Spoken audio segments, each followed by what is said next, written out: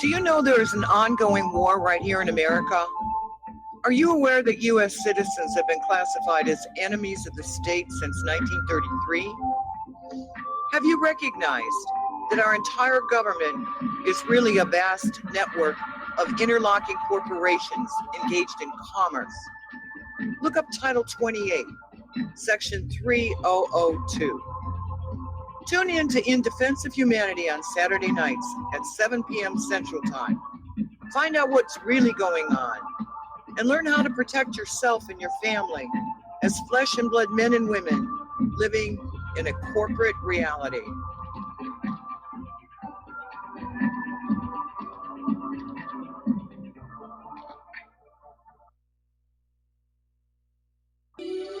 This is RBN, the Republic Broadcasting Network.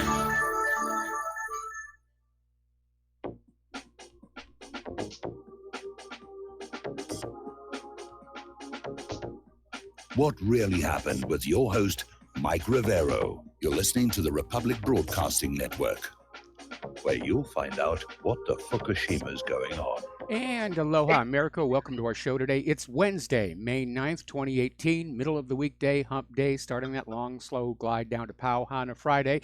It's also the Lady Claire's birthday, and no, I will not tell you how old she is today because she'll skin me alive and dip what's left in turpentine. So consider that classified information here. We have a lot of stuff to talk about today. The phone lines are open, 800-313-9443.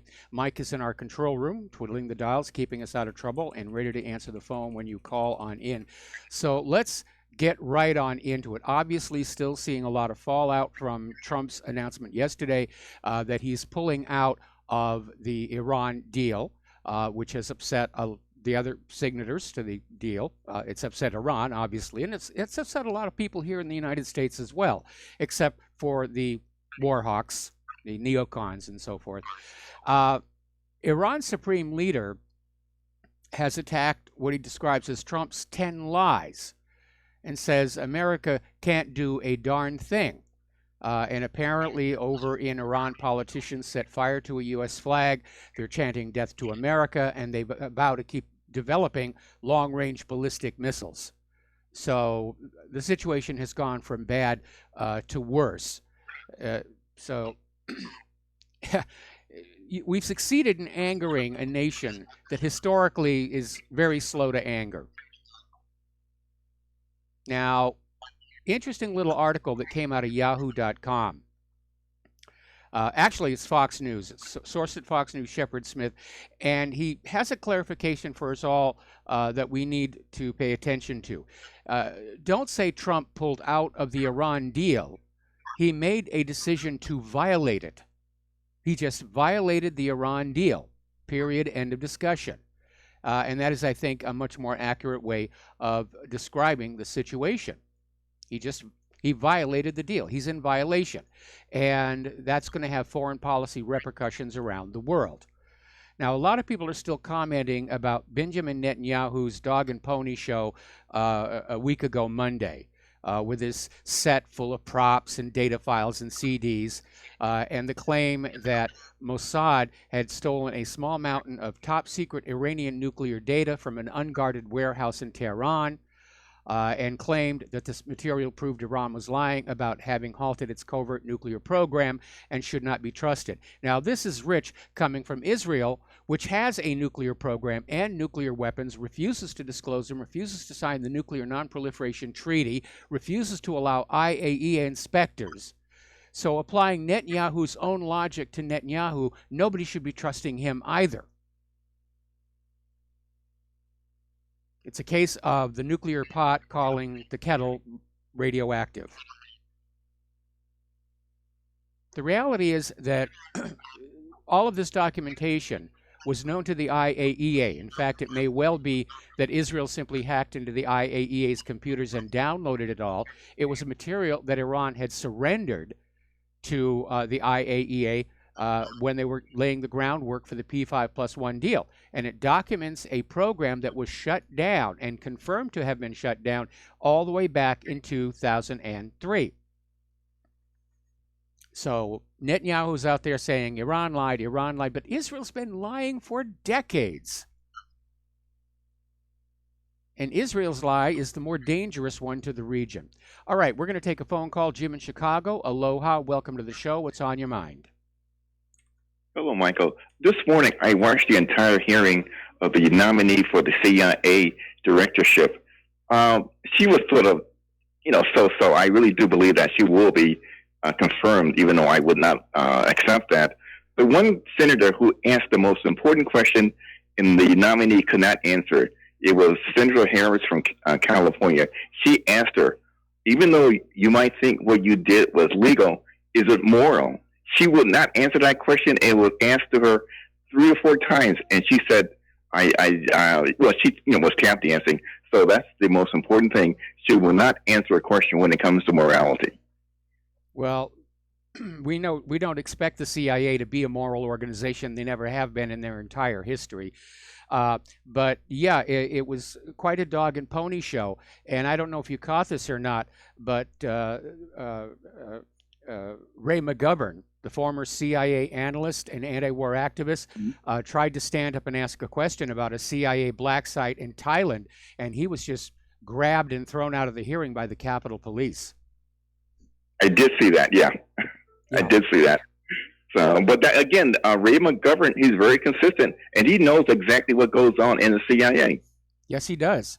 I had a chance to meet with him and talk with him at length on the 10th anniversary of 9/11 in New York. And there's no question that he's very knowledgeable, that he knows how CIA works.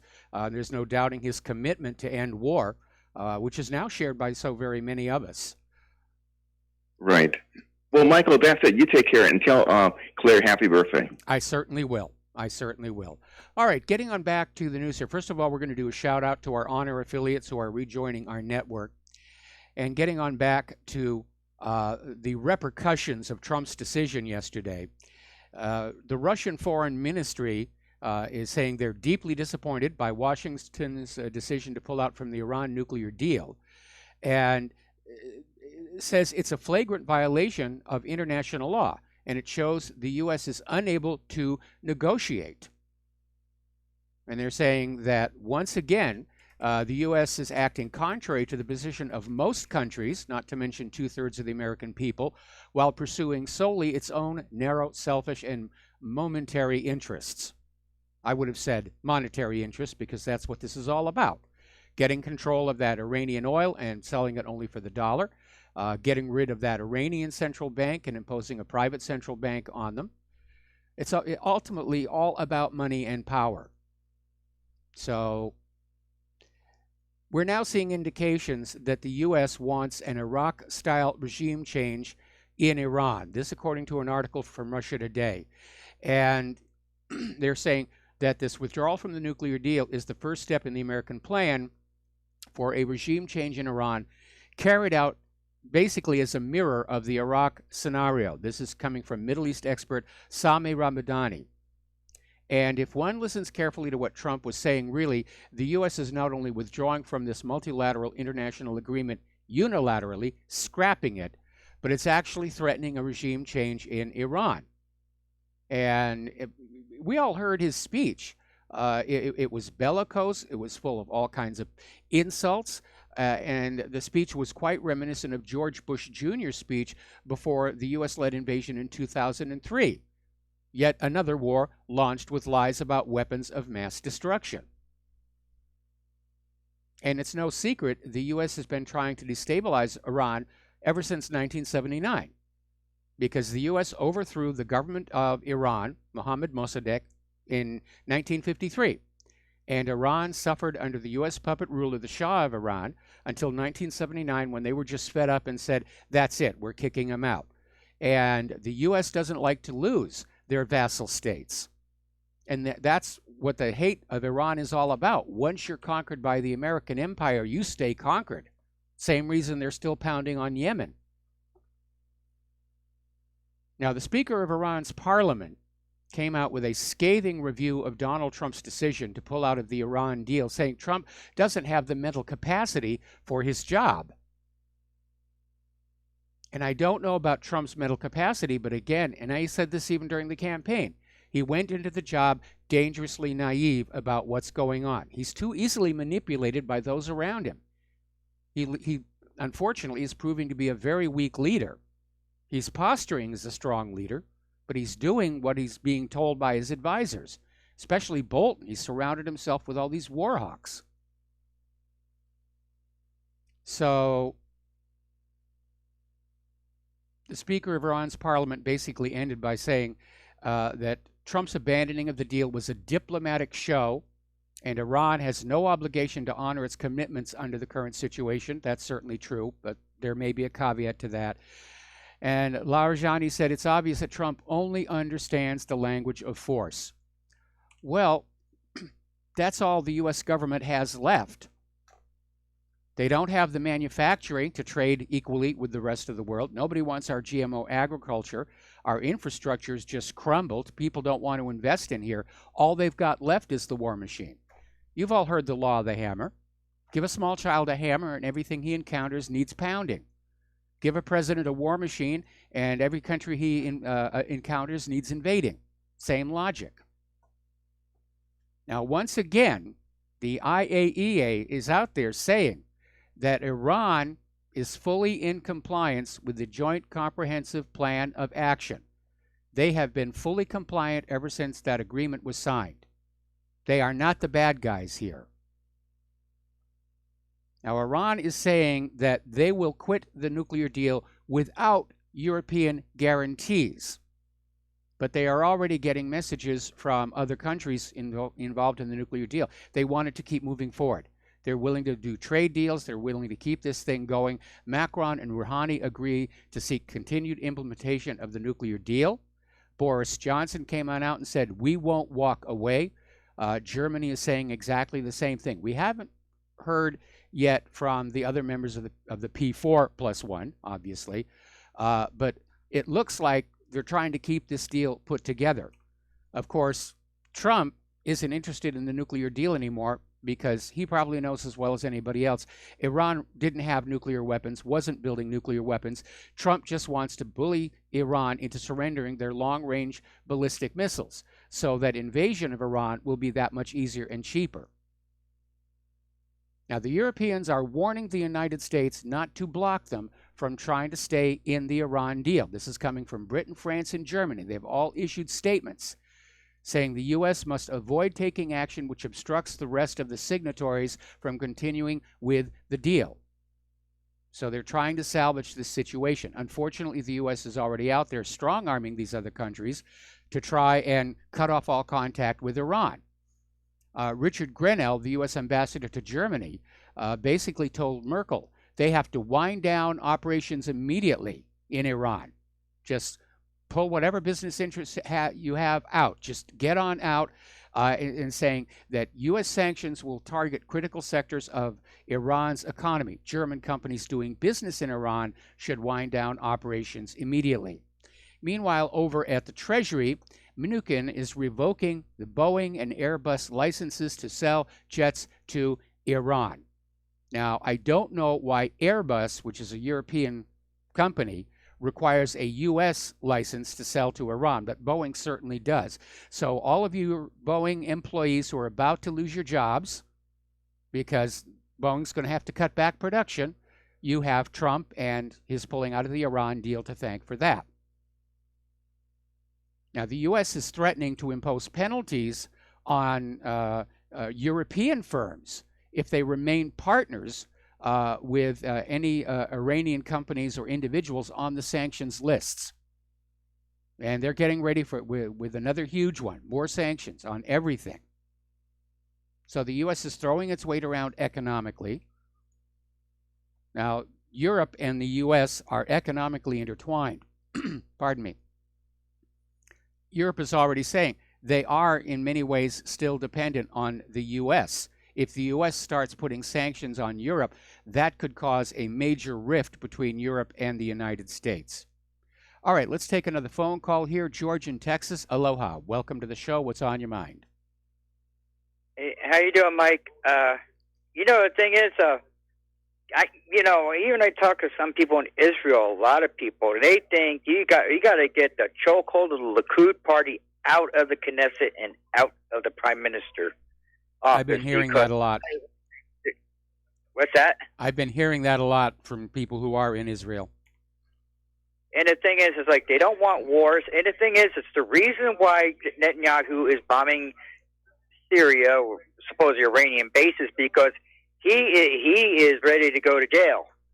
He's up his eyeballs in corruption. Yes. And the thing is, I am pro-Israel as far as being a sovereign nation, but I'm not pro-Netanyahu. That man's got to go.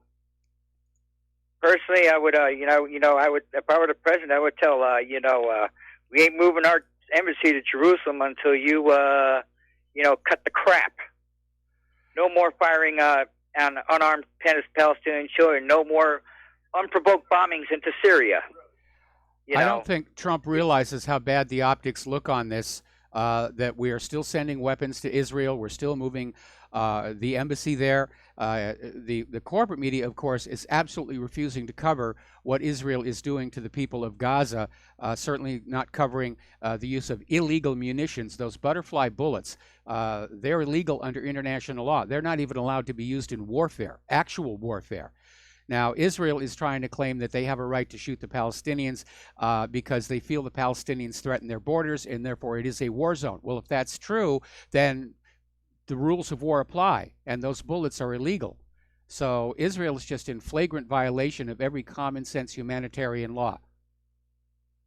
Well, personally, it's it's like I hear people, even Christians, justify the Israeli shooting unarmed Palestinian children. I'm like, no, if I was a serviceman and I was in Iraq and I was shooting unarmed Iraqi children or unarmed, I'd be court-martialed and thrown in a brig.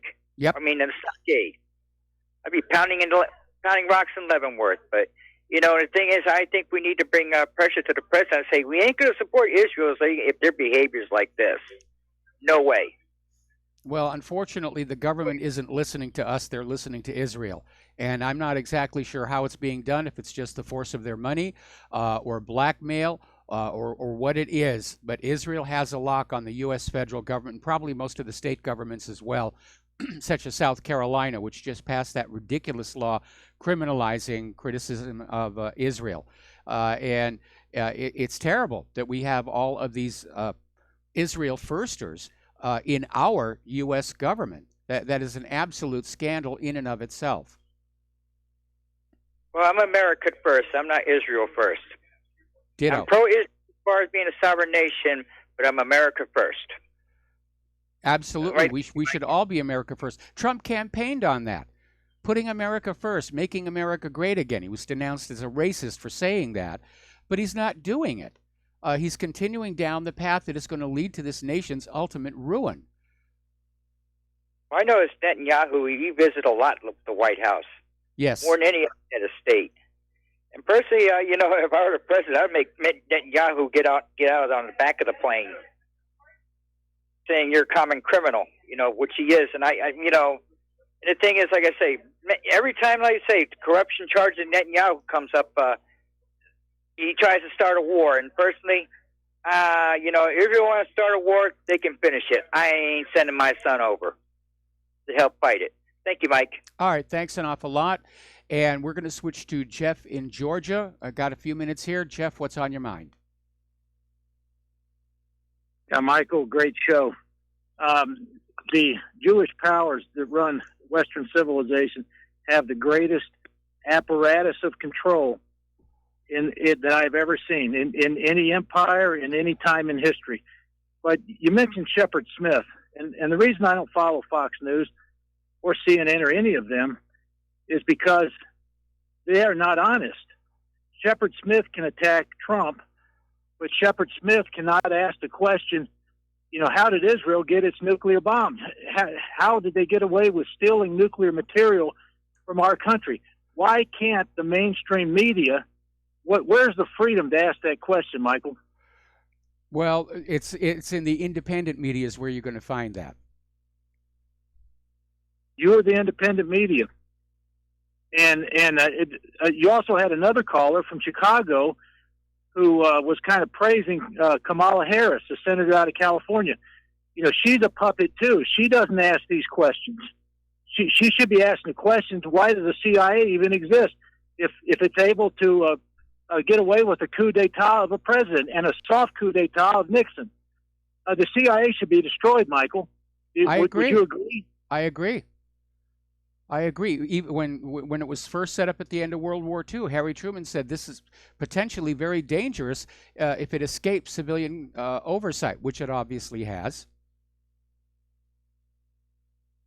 Yes. Really, that's all I had, Michael. You have a great show.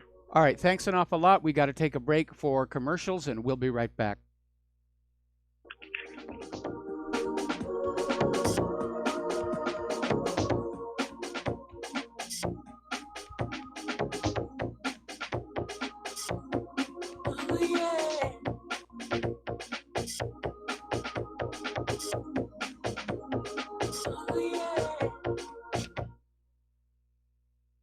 Corporate media dominates the American opinion. Finding independent voices that counter this avalanche is becoming increasingly difficult. With the endless corruption running rampant throughout our government, independent voices are needed more than ever to battle the offensive against our freedoms and liberties. As a listener of RBN, no one understands this concept better than you.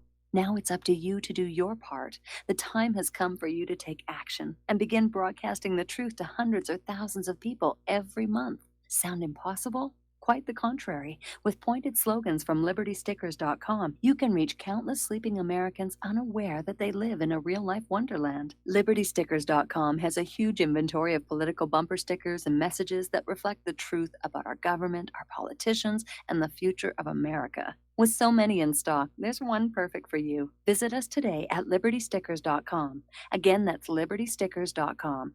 Do your part. Your voice is important. Let it be heard. As a listener of RBN, you're surely concerned about being informed and being ready for whatever may come. Please consider the following questionnaire as a soul-jarring wake-up call. If you answer no to more than 2 of these following questions, you probably aren't going to make it through any major disruption in our country. The questions were compiled by people that have been there. Are you really ready? Do you own your own firearm for the primary defense and protection of you and your loved ones? Have you ever been professionally trained to stand against life-threatening behavior? Have you ever practiced enough to fire 500 rounds during a 2 to 4 day time frame, day and night? Can you load, unload, fire, and clear a jam in total darkness? Have all the adults in your household been professionally trained? Are you, life and death, comfortable with your abilities with pistol, revolver, shotgun, and rifle? Are you aware that everything that you do to prepare for an emergency is a waste of time, money, and energy? If you haven't honed your abilities to their highest level to protect and keep what you have, do you have the repair parts that will most likely be needed for each of your firearm, and do you have the ability to install those parts? Could you completely clean every firearm you own? Are you aware that your body won't go where your mind hasn't been? In other words, without proper training, followed by regular practice, you probably will not win a gunfight. Well, how did you measure up? Take the once-in-a-lifetime opportunity to start correcting your deficiencies by receiving your Commander Lifetime Membership with Front Sight Firearms Training Facility. A one-time donation to RBN for $500 will give you a Commander Lifetime Membership at Front Sight as a tremendously huge thank you bonus. See details on RBN's webpage to make it happen. The clock is ticking. You had better be ready before it happens. When all this twisted steel was swept away, did these remaining holes reveal what's really happened? And aloha, America. Welcome back to our show. We're going to go back to the phones to Mike in Chicago. Aloha, Mike. Welcome to the show. What's on your mind? Mike, are you there? Okay, I do not hear Mike. All right, on to the news here. Okay, yeah, I understand he's not there. So anyway, getting on back to Iran, they took a poll of the Iranian people, and apparently the majority are basically in favor of resumption of nuclear enrichment as a reprisal for the U.S. withdrawal from the Joint Comprehensive Plan of Action. And let's see, 92% of respondents.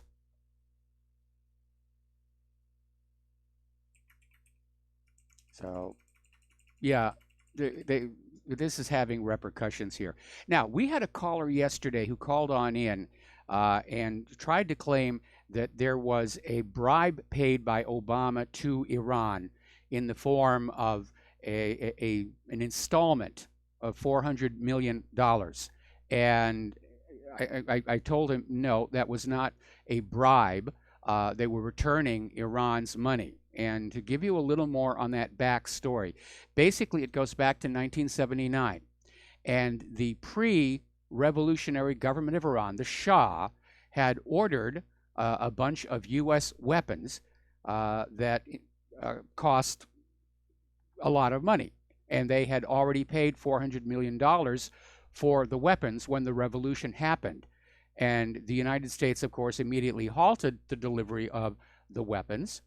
And basically, it was a refund. The money had been frozen by Iran sanctions, and when the P5+1 deal went through and the sanctions were lifted, Iran got its refund. And that's what it was. It wasn't a bribe. It was a refund for the undelivered weapons. Okay, Mike is Mike. I don't have your city, but aloha. Welcome to the show. What's on your mind? Oh, yeah. Hi, this is Mike, Chicago. Can you hear me? Yes, I do. Okay. I was just going to say, meanwhile, I read an article today in Illinois. As of now, every Illinois citizen owes the pension funds $11,000 a piece. And I guess nobody's really worried about that. They ought to be. Yeah, I mean, I guess the only time that there's going to be a crisis is when it runs out of money. And then I believe I read another article that disappeared. I don't know how. I was reading about a UPS worker in 2008 who lost like 29% of his pension. And I mean, he was already retiring and sort of had to start all over again, really. Him and his wife. So therefore, and then 3 years ago, the Supreme Court of Illinois voted that they're going to have to raise taxes or get the money from other resources that for Illinois, like roads and other things that the state pays for. But you're talking about billions of budget deficit of dollars. Yep. And, the problem with Chicago, Moody's, last time they tried to borrow money, they were just about junk rated. I mean, it's going to be interesting going forward to see what happens. But like I say, I sound like a broken record. I'm sorry. But like I said, I think we're just going to have to wait until there's a crisis. And then everybody's just going to take a 29-30% haircut, on their if pension. not more. If not more. And that's going to get a lot of people very angry and probably willing to vote the incumbents out. So it's a mess. The crisis is already here. The crisis in pensions began back in 2008. It's a slow motion crisis, kind of like the lava moving out of the volcano on the Big Island. We know it's a problem, but we haven't seen how far it's going to go. But the crisis is here. This economy's been driven off of a cliff, and at this point it's unrecoverable because of the huge amount of debt coupled with all the war spending. Right, I'm right on board with you about these wars and all in the military budget. But another thing, I hate to be the bearer of bad news, man, but the student loans just hit a milestone. I believe it's $1.5 trillion. Yes. And to me, that's whole generation of debtors that aren't going to be able to get a foot up because you know as well as I do, many of those jobs are not available. That well-paying jobs that they actually went to school for to pay for. Yep. So anyway, yeah. Well, you know what? Maybe we won't be able to get rid of these wars until we do have one of these dominoes to fall. I think that's what's going to have to happen. We're going to have to see the economy and the government collapse, and that will bring, hopefully, peace to the world. Except Israel will simply find another nation to parasitize and fight its battles for it. Anyway, listen, Mike, got to let you go. We got to take another break for commercials. We'll be back with more phone calls after these few words.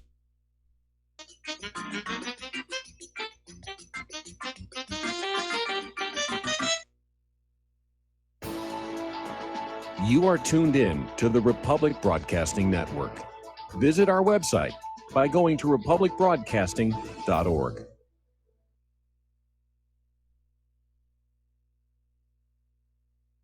Homeowners, are you in foreclosure, expecting to be served with a foreclosure lawsuit, or suspect your lender has coerced you into an illegal mortgage transaction?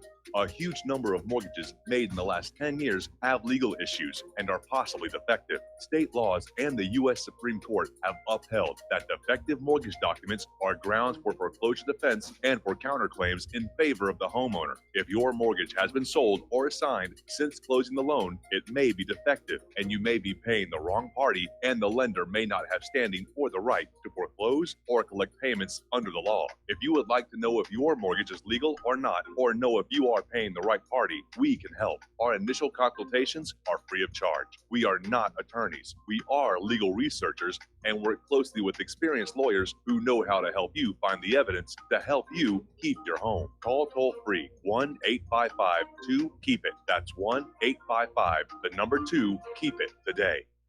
This is too good to be true, except this time it is real. 100%. No joke. How about a $25,000 membership to Front Sight Firearms Training Facility as a thank you bonus for a one-time donation to RBN of only $500? It is a Commander lifetime membership with no yearly fees or dues.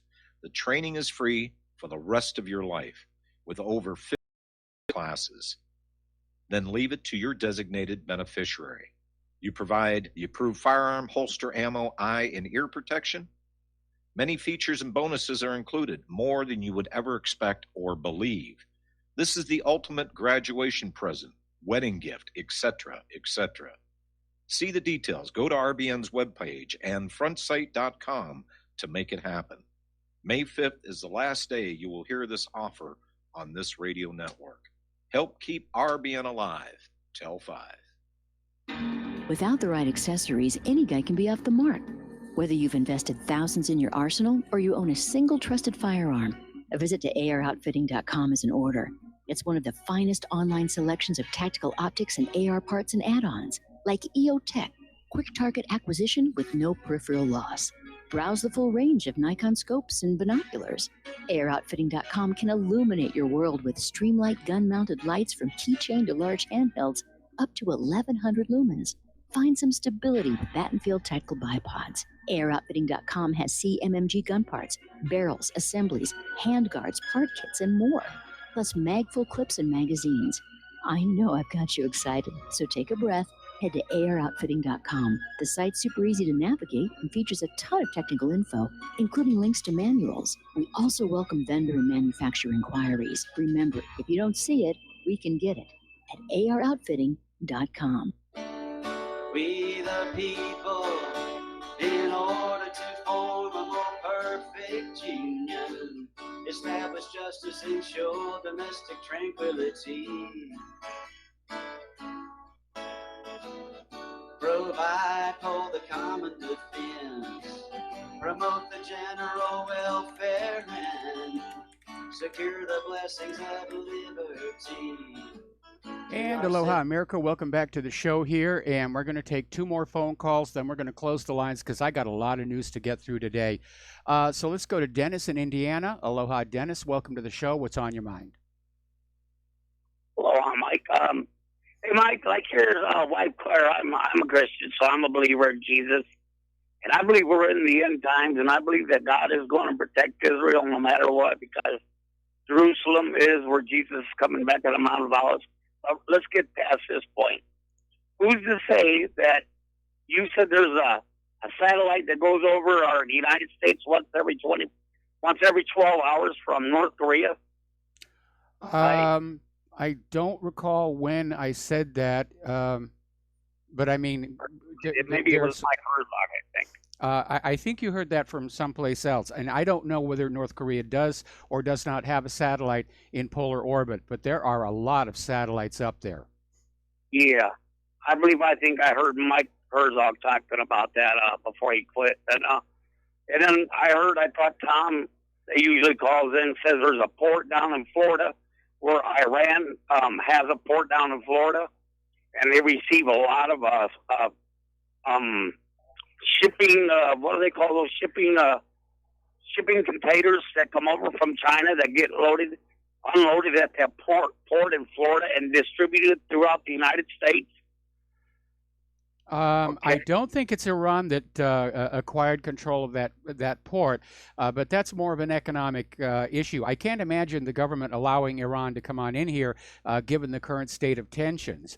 But obviously, with harbor fees and all the rest of it, those ports are big money makers when you have a lot of cargo coming through. As shipping dries up, they're going to go out of business, which is again why the U.S. is opposed to China's One Road, One Belt project. Right. Well, I just wanted, because I thought I heard on another show of RBN that they had that port down there. Well, I was thinking, since Russia is Magog in the Bible, if Syria is Gog in the end times, and I truly believe we're in the end times, and it's unfolding right before our very eyes. Okay. That Russia, China, and North Korea, if they're delivering here in them shipping containers, China and Russia and North Korea could ship, if that is the port there that Iran has a part of. Okay, I just found it. It's the United Arab Emirates, not Iran. Okay, but I'm just saying that Russia and China and North Korea all of a sudden could, if they do truly have that satellite going over our nation once every 12 hours, they could be putting nuclear devices anywhere in any of those shipping containers, and taking them to all our major cities in our country. And then anytime when they get ready, before if they decide to go into Iran and all that, they could actually, if that satellite can do it like a laser or a certain okay. I think you give North Korea's space program a little bit too much credit. They do have some decent medium-range launchers, but any satellite North Korea would be able to put into orbit would be a very, very small one because of the limits to their largest rocket. It takes a big rocket to get anything significant up there. Okay? I was thinking, with the help of China and Russia, all three of them together, with their technology, plus with the Russia doesn't want war. Russia doesn't want war. China doesn't want war. North Korea doesn't want war. Take a look over the last 18 years at which country it is that is constantly invading, bombing, and drone striking other nations. We're the aggressors. We're the bad guys, not Russia, not China, not North Korea. They just want to be left alone to live their lives, raise their kids, carry on with commerce. That's all. Okay? Yeah, I do that too, but... Okay, well, Dennis, thanks an awful lot for the phone call. We're going to let you go, and we're going to switch over to Peter in Los Angeles. Aloha, Peter. Welcome to the show. What's on your mind? Hi, Mike. Listen, it's tough to follow that one, but yeah, I think he was drying his hair in the microwave oven this morning.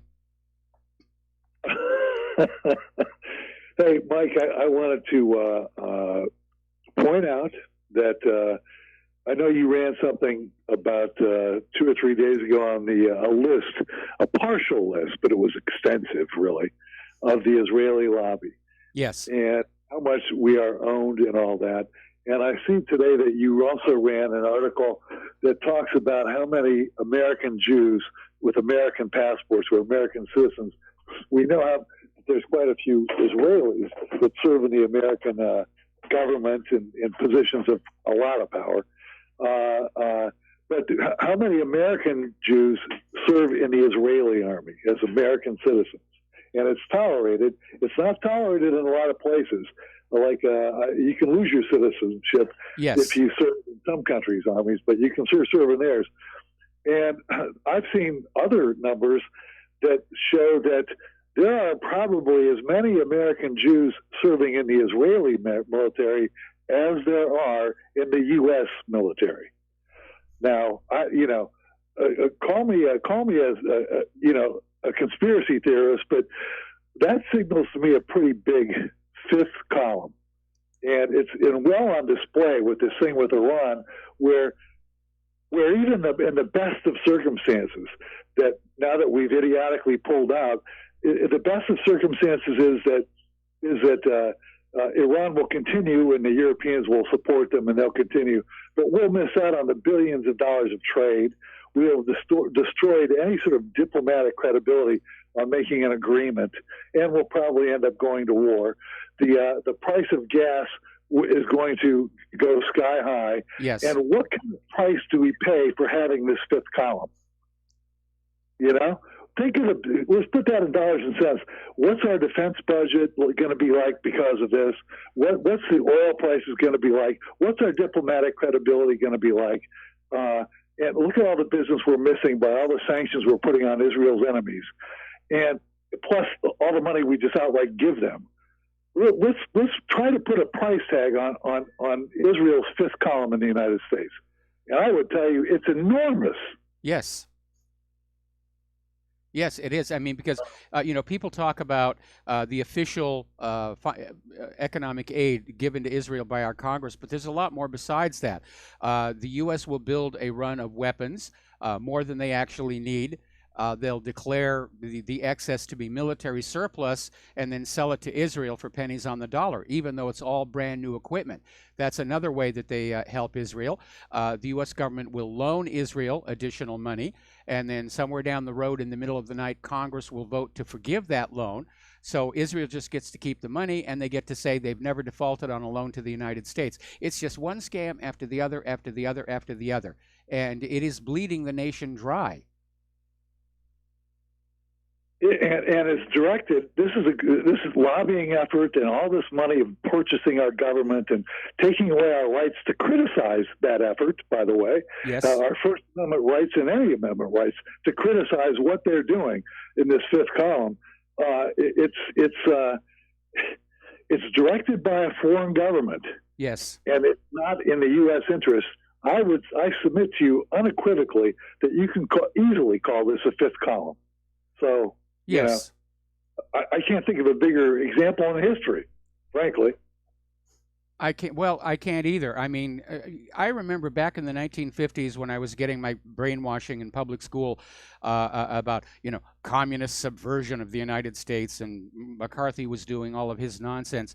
And as it turned out, our government was being infiltrated and subverted. We were just all looking in the wrong direction. Right. I mean, let's face it, our kids' lives, war and peace, our money, our treasure, our First Amendment and Bill of Rights, all are subject, to this and under threat, dire threat, or even the existence of the country itself, since they've gotten us into nose to nose with the Russians, to this fifth column. It's got to be done away with. We can't have this anymore. No, we can't.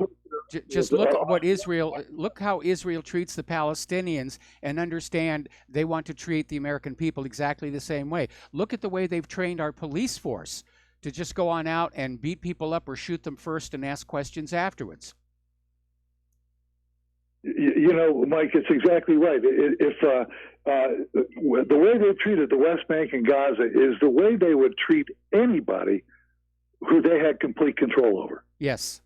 I mean, I wonder, you had an article that was talking about Australia that has a law against dual citizen people in government. Most countries have that. Most countries require people in government to be full citizens, not dual citizens. Now, in the case of the situation in Australia, most of those people didn't even realize they were dual citizens because the laws governing citizenship vary from country to country. And some of these people were born in Australia, but their father had come from New Zealand or Great Britain, and under the New Zealand and British laws, that made them de facto citizens of those countries as well.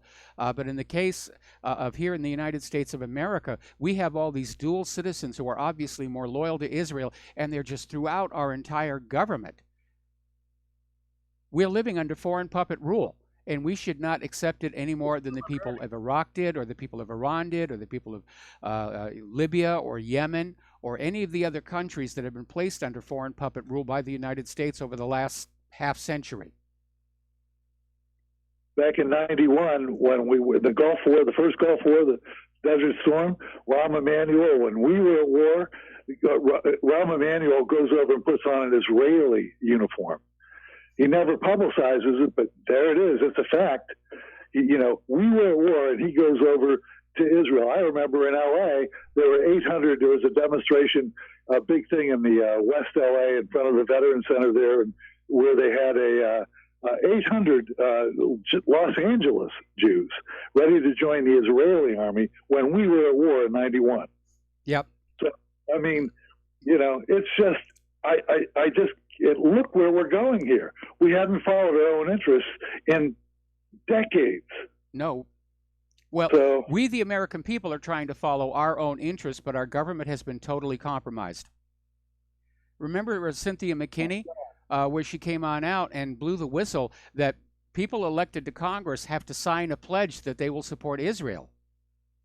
I mean, that's almost treasonous. Israeli lobby, basically. Yes. Yeah. Wow. Well, Mike, thank God for you. That's all I can tell you. Thank God for you. All right. Anyway, well, thanks an awful lot. And we're going to let you go here, and we're going to take one more call from Steve Elkins. Steve, thank you for waiting patiently. What's on your mind? Well, I was a little bit disturbed by what I heard before Peter, and the caller suggested that the end of times, that we'll all be doomed and Israel will be saved because they're the chosen people. Basically, that's what he was saying. And I'm a little disturbed by somebody who actually believes that the rest of the world are second-class citizens and that the Israelis are the chosen people. I was just kind of surprised that he actually came out of his mouth saying that he actually believes that Israel would be taken care of, which would basically believe that the Israelis, the Jewish people, are the chosen people. I'm surprised he said that. Well, that is apparently his belief, and maybe he's a Christian Zionist. And the Christian Zionists have been successfully exploited by Israel for political gain, to the point where when Israel vandalizes and damages these historic Christian churches in the Holy Lands, the Christian Zionists won't say a thing about it. Right. That's disturbing. That's why he even listens to RBN. He believes that. There's got to be a station out there for him, but I believe we're all equal in the eyes of God. So maybe he might want to rethink that whole philosophy of his. Well, what's really funny, of course, is that if you go to the Scofield Bible and this whole legend about the rapture, Israel gets left behind when it all happens. Jesus comes down, takes all the true believing Christians and takes them up to heaven with him, and Israel gets left behind. So different sort of take on that story. Hey, thanks, Mike. Appreciate it. All right, thanks an awful lot. We're going to close the phone lines here because I've got a lot of news to get here. Getting on back to Iran. John Bolton is out there saying that President Trump's decision to withdraw from the Iran nuclear deal isn't part of a broader plan to attack the country. Really, it's not a prelude to a U.S. invasion. And if you believe that one, I have some of Saddam's nuclear weapons to sell you. Of course it's a prelude to invasion. They're going to make a big issue over Iran still having those long-range ballistic missiles, and they're going to go in and start bombing the place again. and they're going to keep on bombing it until there's a regime change. It's the same pattern the U.S. government has followed in all these other countries. Why would they change it now? Now, we're getting a story over here from Activist Post that's warning that Israel is setting the stage to attack Iran over phony claims of Iranian missile threat. Now, Iran is not stupid. They are not going to fire a missile into Israel because they know Israel's looking for that excuse. Trump is looking for that excuse.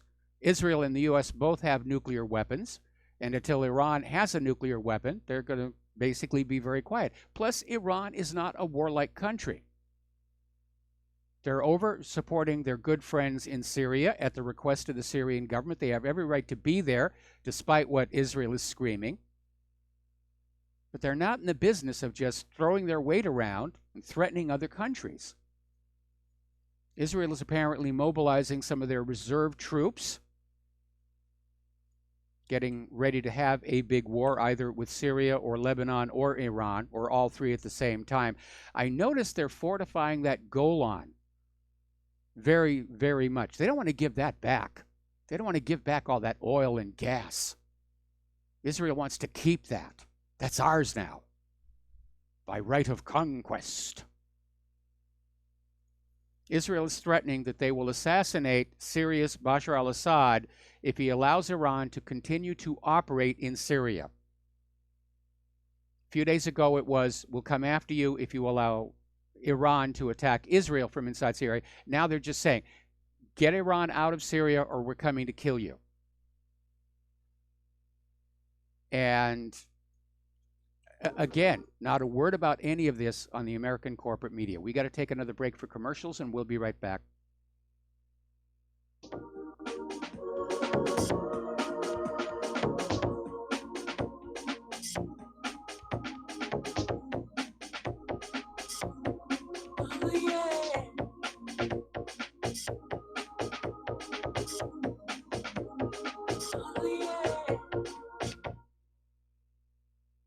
Do you or a loved one suffer migraine headaches? Listen to what scientist Kurt Hendricks has to say. 35 million people in the United States suffer with debilitating migraines. If you or a loved one are one of them, you need to know about MigraLief. Hi, I'm Kurt Hendricks, the scientist that formulated and patented the MigraLief migraine formula. MigraLief is a non-prescription dietary supplement recommended by neurologists, pharmacists, and pediatricians to address nutritional deficiencies in both adults and children over 2 with migraines. Try MigraLief for 3 months and see the powerful difference it can make in your life, or get your money back, no questions asked. Go to MIG911.com or call 800-MIG-7354. You can change your life today. So if you suffer from migraines, don't wait. Call 800-MIG-7354. That's 800-MIG-7354, or visit MIG911.com. Did you know that neither the American Medical Association nor the American Bar Association were established to benefit the American people? Have you recognized that in our country, healthcare has little to do with health, and that our court system has nothing to do with justice? The priests of both medicine and law have been incentivized to implement a dark agenda on behalf of the Bilderbergers and their ilk. To protect ourselves and our progeny, we need to take a much closer look at how these two giant industries really work. Join me, Al Whitney, on In Defense of Humanity, Saturdays at 7 p.m. Central, as we expose the matrix and learn how not to consent to our own destruction.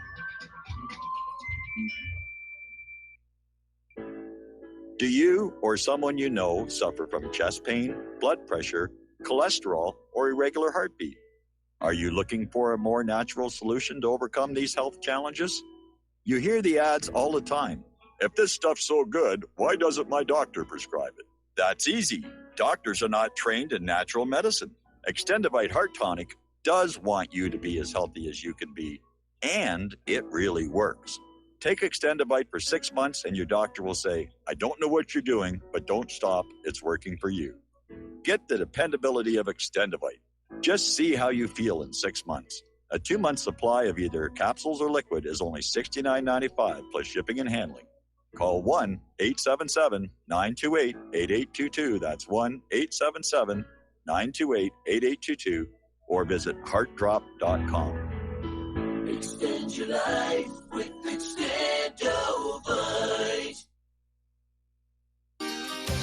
When all this twisted steel was swept away, did these remaining holes reveal what's really happened? What's really And aloha, America. Welcome back to the show here.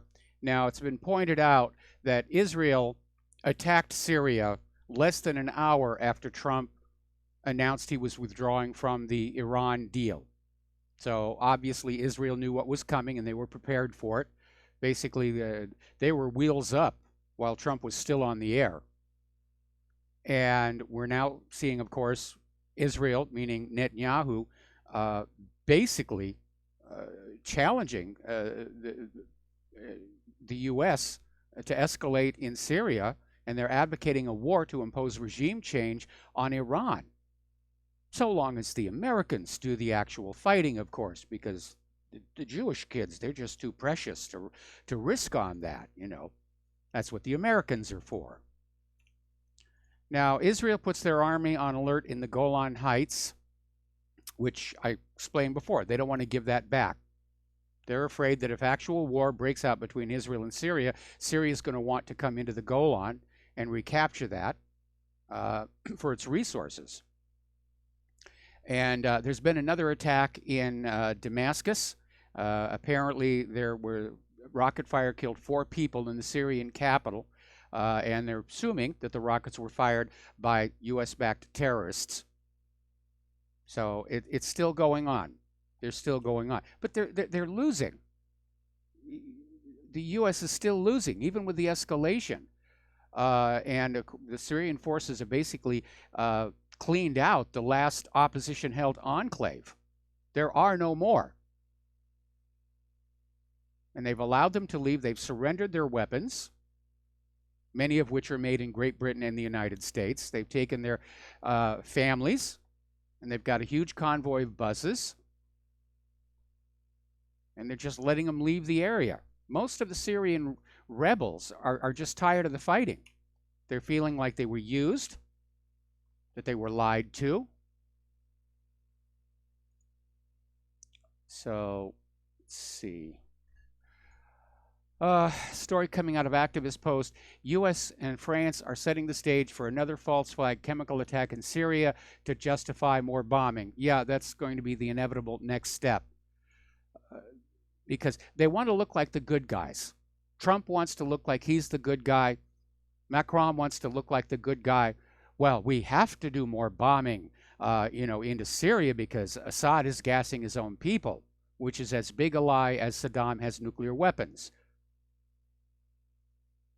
And at some point, I wish the American people would just really get angry over how much we're being lied to. Because being lied to on such a scale shows that the government has absolutely no respect for us as intelligent human beings.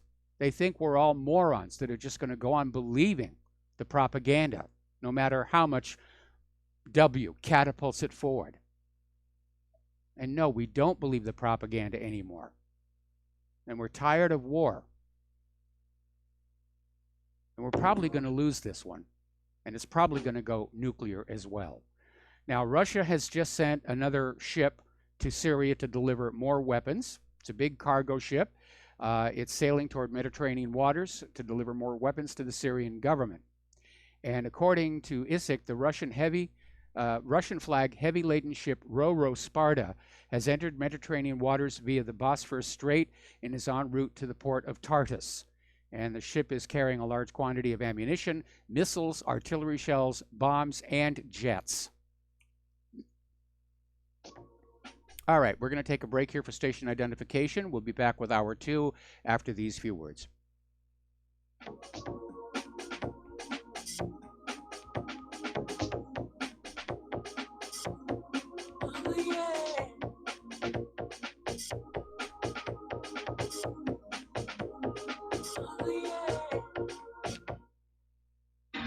Without the right accessories, any guy can be off the mark. Whether you've invested thousands in your arsenal or you own a single trusted firearm, a visit to AROutfitting.com is in order. It's one of the finest online selections of tactical optics and AR parts and add-ons, like EOTech, quick target acquisition with no peripheral loss. Browse the full range of Nikon scopes and binoculars. AROutfitting.com can illuminate your world with Streamlight gun-mounted lights from keychain to large handhelds up to 1,100 lumens. Find some stability with Battenfield Tactical Bipods. AirOutfitting.com has CMMG gun parts, barrels, assemblies, handguards, part kits, and more. Plus mag-full clips and magazines. I know I've got you excited, so take a breath. Head to AirOutfitting.com. The site's super easy to navigate and features a ton of technical info, including links to manuals. We also welcome vendor and manufacturer inquiries. Remember, if you don't see it, we can get it at AROutfitting.com. You're listening to the Republic Broadcasting Network because you can handle the truth.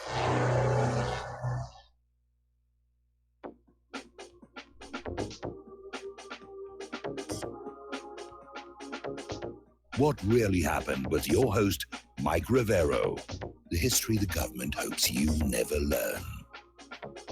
Here is your host, Michael Rivero. And aloha, America. Welcome back to the show here, hour number 2, where the phone lines are closed because I need to get through some of this news. We'll probably open them up again in hour number 3.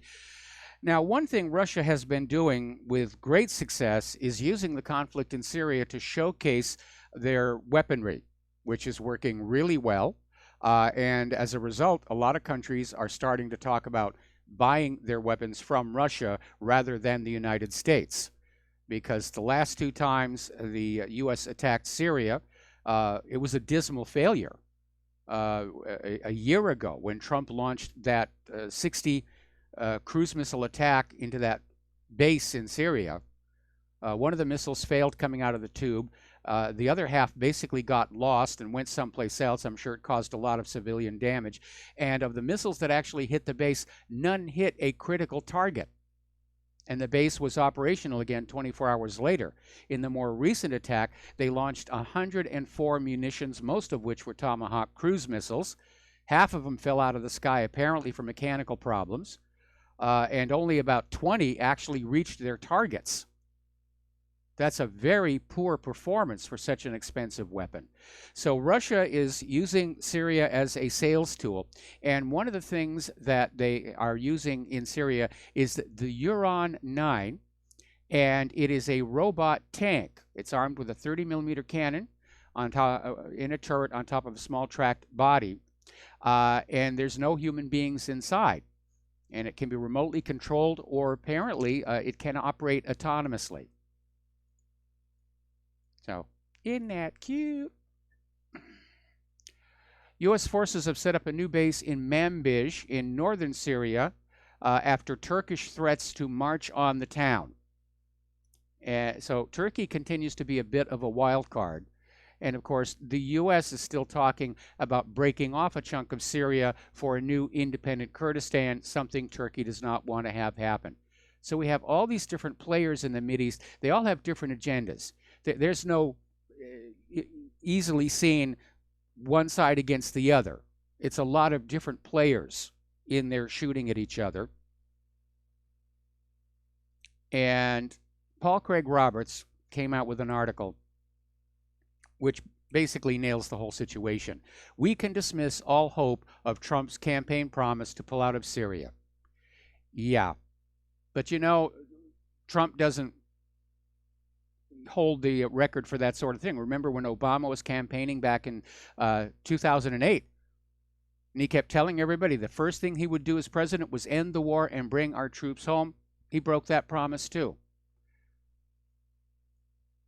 So presidents may come and presidents may go, but the war goes on forever.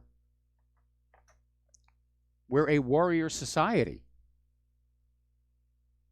We spend most of our money on war. I mean, look at the violence in our streets, gang fighting, everything. It's a violent, violent country that we have become. Another article coming on out from Paul Craig Roberts is America's Word is Worthless. And he's absolutely right. And as one of our callers said a little bit earlier in the program, Trump's pulling out of this P5+1 deal, which, by the way, was backed up with the United Nations Security Council resolution. It violates international law, and it basically sends a message to every other country on earth that you cannot take a promise made by the U.S. government at face value. You should not. Because somewhere down the road, you are going to be disappointed. So, Paul Craig Roberts goes on to say that President Trump has revealed that his regime is totally in the hands of the Zionist warmongers. And he's absolutely correct about that. Meanwhile, over in Yemen, Houthis claim a missile attack on Riyadh, and Saudi Arabia says they intercepted 2 missiles in the skies over the city, but the rest may have come on down. There are reports that explosions were heard on the ground. So let's just say it's a world war. It's a world war. We haven't had a big bang like a Lusitania or Pearl Harbor to announce it, but at this point I think it's pretty obvious we're there. Maybe the theory is it's a slow motion world war. If we do it slow enough, nobody will notice. Well, we've noticed. We are noticing. People are now looking at Ukraine, and last month there were indications that Kiev was planning a new major offensive in the Donbass this month. And they're not really sure when it's going to start, but the preparations are clearly being made. And that's another flashpoint because obviously that's right up against the border with Russia. And one of the reasons that Russia is upset is because following the fall of the Soviet Union, they got a promise from NATO that NATO would not expand any further to the east. That promise, like so many others, was promptly broken.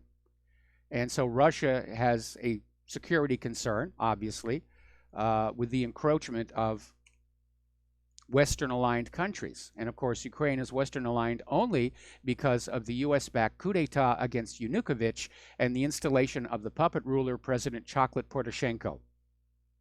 We're going to do a shout out now to our on-air affiliates who are just now rejoining the network. Now, Trump's Iran decision raises the stakes with North Korea.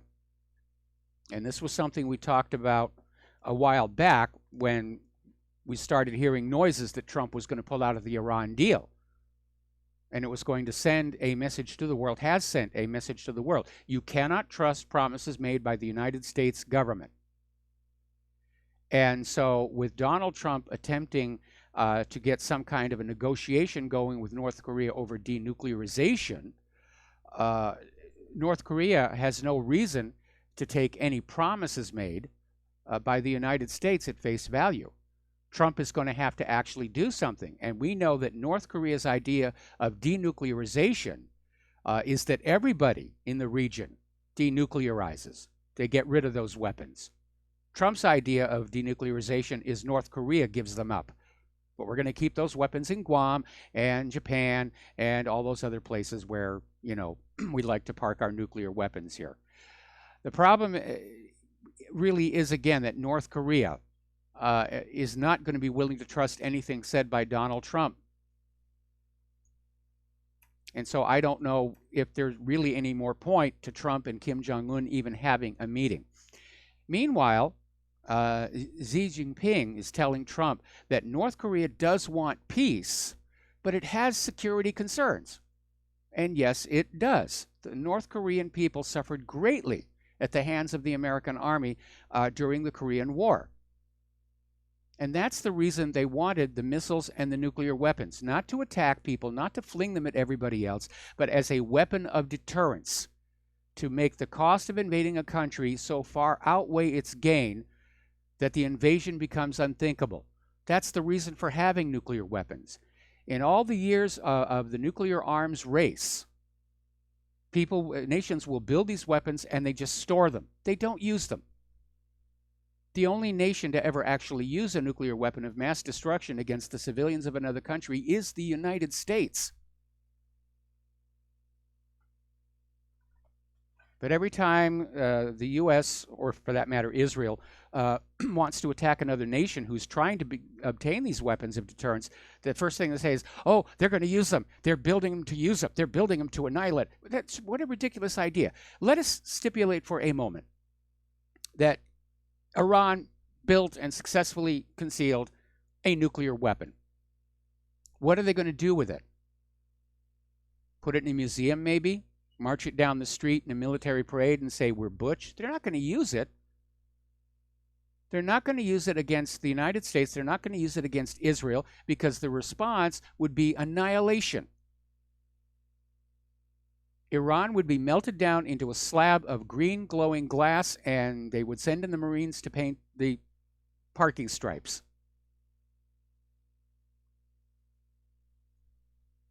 Now, I look at the moves toward reunification in Korea. The U.S. doesn't want that to happen, but it looks like Moon Jae-in and Kim Jong-un are definitely getting together on this.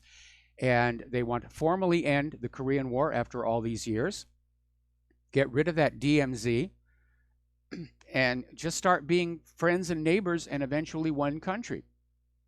And if they do that, the U.S. doesn't have a justification for going into North Korea, which is why there's some speculation and that the U.S. might find some pretext to attack North Korea even before the Trump-Kim Jong-un meeting. And when asked about this at the United Nations, Nikki Haley said it's not off the table. Now, North Korea's Kim Jong-un is saying he's very pleased that the North Korean relationship with China is at a high point.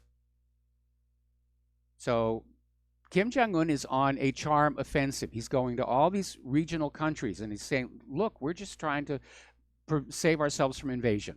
And we're not the bad guys here.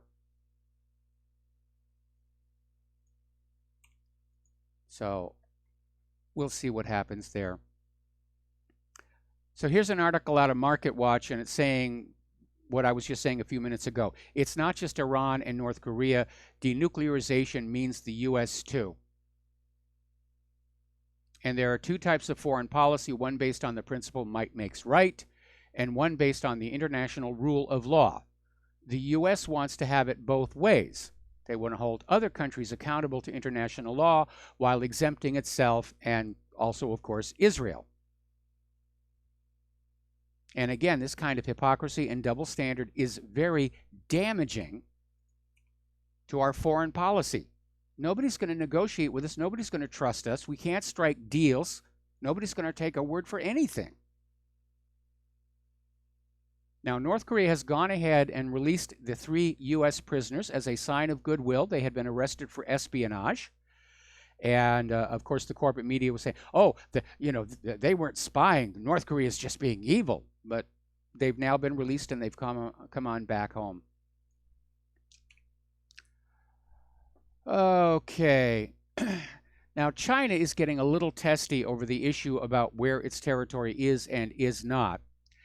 And at issue is not just Taiwan, but Hong Kong and Macau, which used to be, British leaseholds. And apparently, international airlines have been told by China to remove all references on their websites and another material that might suggest Taiwan, Hong Kong, and Macau are separate or independent from China. Now, for Taiwan, yes, they see themselves as independent. The situation is a little bit more murky with Hong Kong and Macau because they do have their own semi-autonomous government and economy left over from the British colonial days, but they do see themselves as part of China. But that's another area where tensions are ratcheting up. Now let's go on over to Israel. A while back, there was this horrible video that came on out where an Israeli soldier was caught on video killing a wounded Palestinian who was lying on the ground and presented no threat. And the Israeli soldier just walked up casually and shot him. And the soldier, Elor Azaria, was initially sentenced to 18 months in prison, but he has now been released after just 8 months.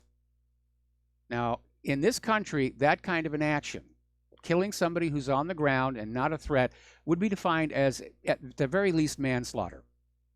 And you get a lot more than 8 months in jail for that.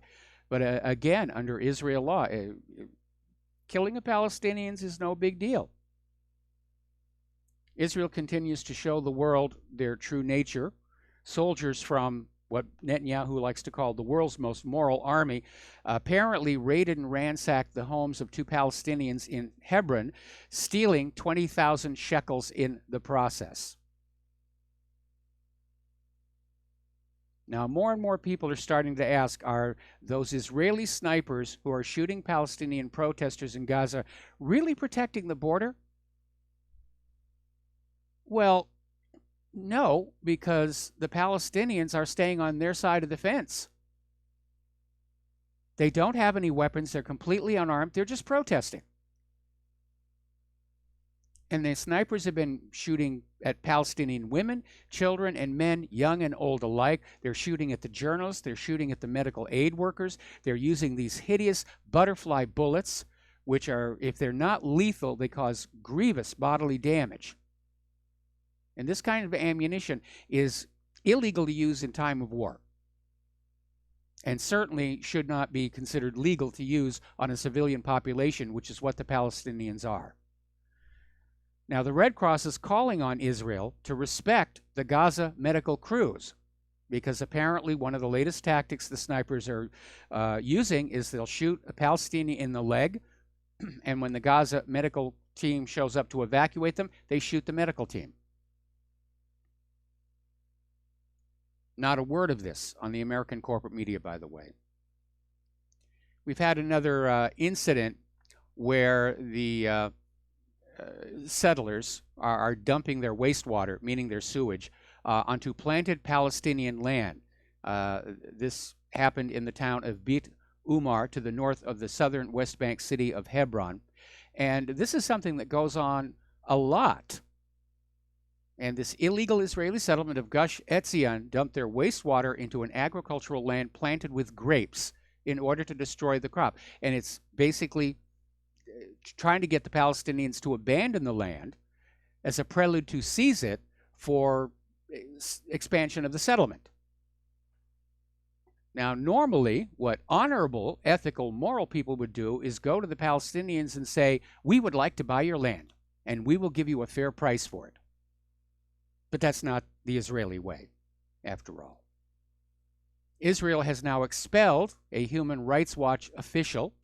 They basically revoked the work permit of Omar Shakir, who's the director of the Human Rights Watch office in Jerusalem, and they've ordered him to leave the country within 14 days. And Israel's Strategic Affairs Ministry said the reason was Shakir's support for the boycott, divestment, and sanctions movement. But Shakir said the real aim is they're trying to muzzle dissent. Both may be true. Meanwhile, up at the United Nations, Nikki Haley is back out there trying to stop the UN Security Council from moving forward with a resolution on what Israel is doing to the people of Gaza, saying that the UN is being abusive and they're bullying Israel. You know, and apparently it got very heated, and literally she started yelling at people. She was yelling at everybody. You hate Israel. You're all a bunch of Jew haters, or whatever it was she was saying. And she just said it was so upsetting to her that the United Nations could find any fault with Israeli snipers using butterfly bullets on unarmed Palestinian protesters that she just had to yell at everybody. And then she went on to say that the U.S. has the back of Israel, and if they're going to mess with Israel, they had to mess with the United States. Israel is dragging the United States down into the sewer with it. Everybody looks at Israel's crimes, and they see the United States as Israel's enabler. We share the guilt. We share the guilt because the U.S. supplies the weapons. We share the guilt because the U.S. government protects Israel from repercussions. We share the guilt because our corporate media won't report on any of this.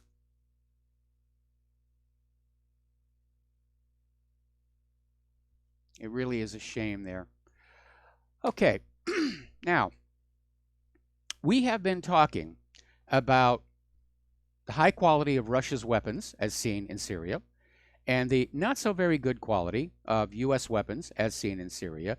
And now we're hearing that the latest nuclear aircraft carrier, the Gerald R. Ford, $12 billion, the Navy's costliest warship, has had a major breakdown of its propulsion system involving a component called the thrust bearing. And because of the failure of the thrust bearing, they had to basically call off the sea trials. This actually happened a while ago. It's only been released now, and go back to port.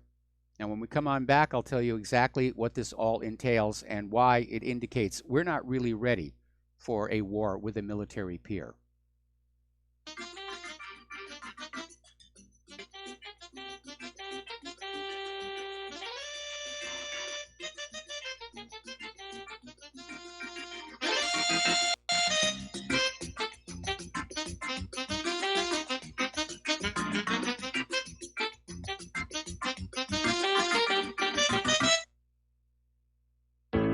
Many people write us about their experience with Extendivite. Allow me to read you one from Amazon.com. I just wanted you to know I saw my doctor and I laughed because he said, "I don't know what you're doing, but keep doing it." I have been taking Extendivite. I had borderline high blood pressure, heart flutter, high cholesterol. I changed my diet and included Extendivite with an amazing turnaround for the better. A few months later, I had a doctor's appointment and took a stress test. I passed. No heart flutter, blood pressure was perfect. My doctor even took me off my medicine. I thank you truly from the bottom of my heart. This stuff works, and I'm so grateful for Extendivite.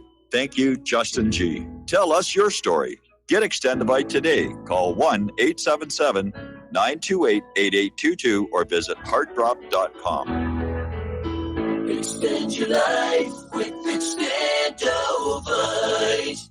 Folks, we're living in a world the likes of which we've never perceived any clearer than we do now. The plan for global governance has been in the works for generations and would have likely been achieved by now, but for the fact that the globalists left open their Achilles heel. With all their tools, Federal Reserve System, fiat currency, no child left behind, and then Common Core education introduced to our schools to dumb us down, vaccines, pharmaceuticals to lobotomize us, GMO foods, insertion of compromised or bought and paid for politicians, judges, mainstream media propaganda, all pieced together like a puzzle designed to ultimately bring the world under submission. But with all their strategy, they forgot one thing: knowledge. And knowledge is power. With knowledge, their bombardment is nullified. Folks, with that, as brilliant and knowledgeable as you've become, among the wisest audience of any radio audience in the world, and you are, I want you to take a moment to reflect and ask yourself, how much of that knowledge did I obtain from Republic Broadcasting Network? How high has my consciousness been raised since I've been a listener? How fast am I now able to discriminate truth from fake news by being a Republic Broadcasting listener? How clear am I now able to see the world since I've been listening to RBN? Ask yourselves those questions, folks. Then ask yourself, what is that knowledge worth to me? Like my morning coffee, how would I survive without it? A voice of truth in a sea of lies. Do we not all need to make sure it survives? Like public broadcasting, we are now finding we can only survive with listener support. Censorship, advertisers being attacked, truth itself being attacked. It's the only way through this. We at Republic Broadcasting humbly ask you to become a supporter. Look at your budget and make a determination of what Republic Broadcasting is worth to you and what you can afford on a monthly basis.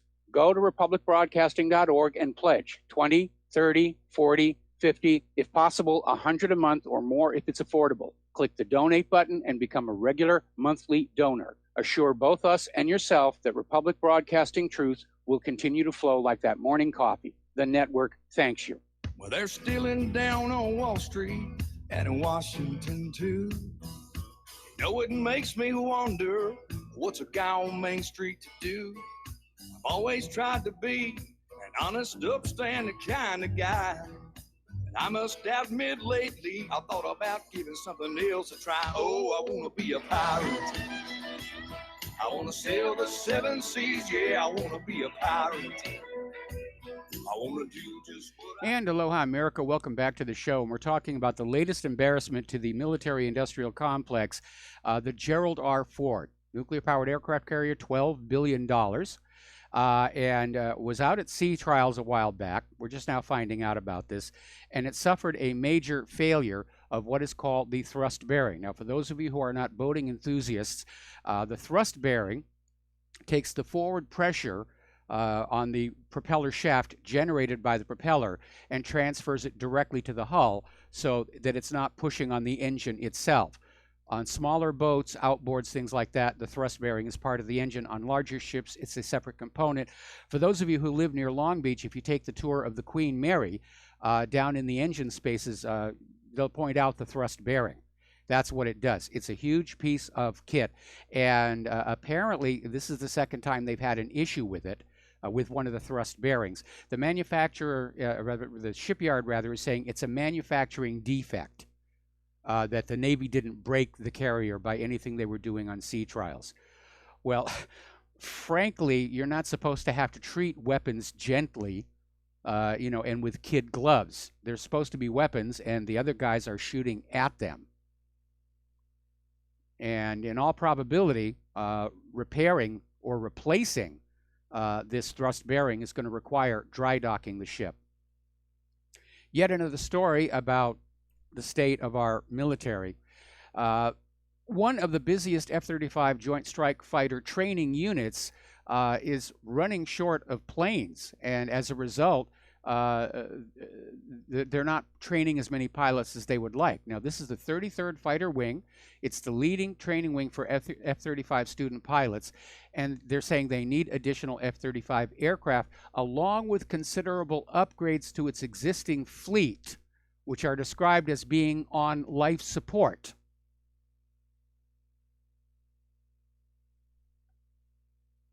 So, and what's really amazing, of course, is they're training these pilots to fly on a version of the aircraft that is not actually ready for combat. It's still missing a lot of its systems.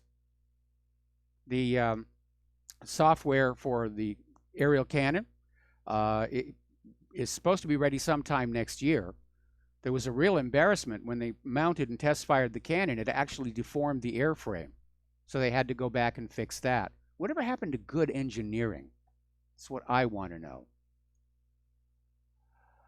Okay, as you're probably aware, there have been a string of fatal air crashes involving Air Force aircraft. The most recent one involving a WC-130 Hercules that killed 9 airmen from the Puerto Rico Air National Guard. And so they're ordering a safety stand down for all aircraft. It's going to be on a rotating basis, so it's not going to happen all at once. But they just want to take a look at the aircraft and inspect them and see what is really going on. What's really going on is the military are running out of money, as much money as they have. $700 billion this year alone. They're spending so much of it, they're running out. And back in 2013, the U.S. Air Force actually cut the maintenance budgets. Well, what happens when you take these very complicated, very delicate apparently, weapon systems and you cut their maintenance? They start falling out of the sky.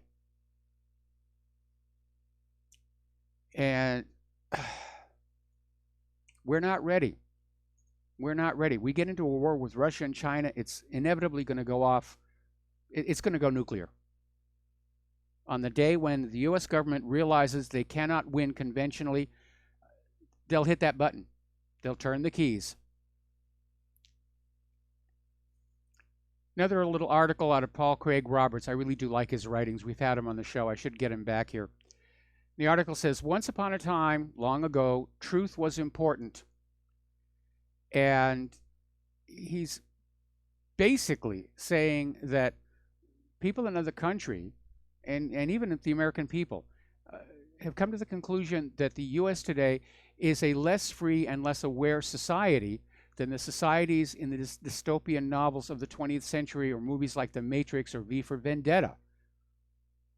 They're being lied to constantly by the media. I think they're waking up. The polls are showing that they're waking up. But the real issue is that we've just gotten into the habit of being tolerant of lies by government and the corporate media. People today somehow seem to accept this is okay, this is normal. And it shouldn't be. We should always demand the truth from our government. There's no place in the Constitution that says the government has a right to lie to you or deceive you. In fact, there even used to be laws forbidding the U.S. government from propagandizing the American people. Those have now been rescinded. Why should we be comfortable with that? Now, fraud negates consent. And if the government is engaging in fraud against the American people, then we're not under any more obligations to them. Just hold that thought. We'll be back after these words.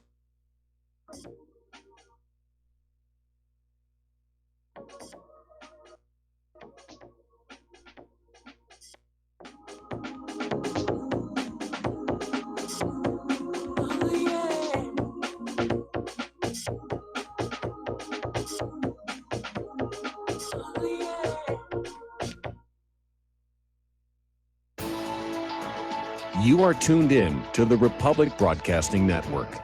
Visit our website by going to republicbroadcasting.org.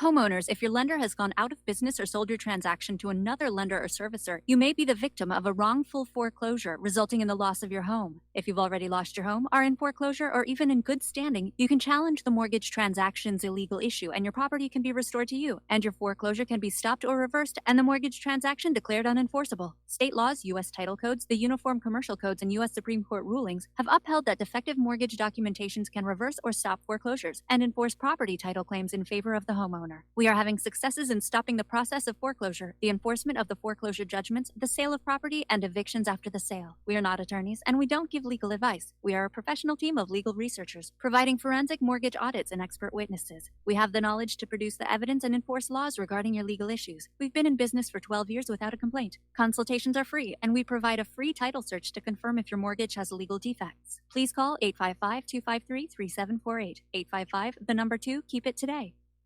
Okay, nurse, let's get this man to the ER stat. Right away, doctor. We see this every day. Heart attack or angina pain due to blocked and clogged arteries. Chelation can remove obstructions or blockages from arteries and help avoid painful and expensive surgery. Now there's Angioprim. It's a liquid oral chelation product that you take with juice. You start to feel the results fast. Angioprim increases blood flow all over the body, and that means more energy and strength to take on the day with less aches and pains.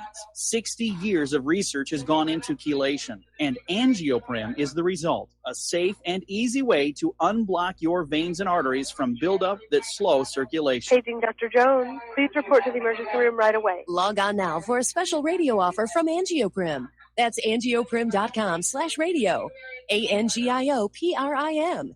Angioprim.com/radio or call 877-882-7221. That's 877-882-7221. Without the right accessories, any guy can be off the mark. Whether you've invested thousands in your arsenal or you own a single trusted firearm, a visit to AROutfitting.com is in order. It's one of the finest online selections of tactical optics and AR parts and add-ons, like EOTech, quick target acquisition with no peripheral loss. Browse the full range of Nikon scopes and binoculars. AROutfitting.com can illuminate your world with Streamlight gun-mounted lights from keychain to large handhelds up to 1,100 lumens. Find some stability with Battenfield tactical bipods. AirOutfitting.com has CMMG gun parts, barrels, assemblies, handguards, part kits, and more, plus magful clips and magazines. I know I've got you excited, so take a breath.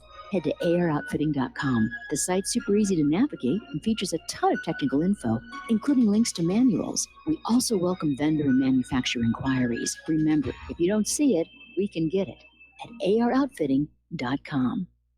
We will not go down in the night without a fight.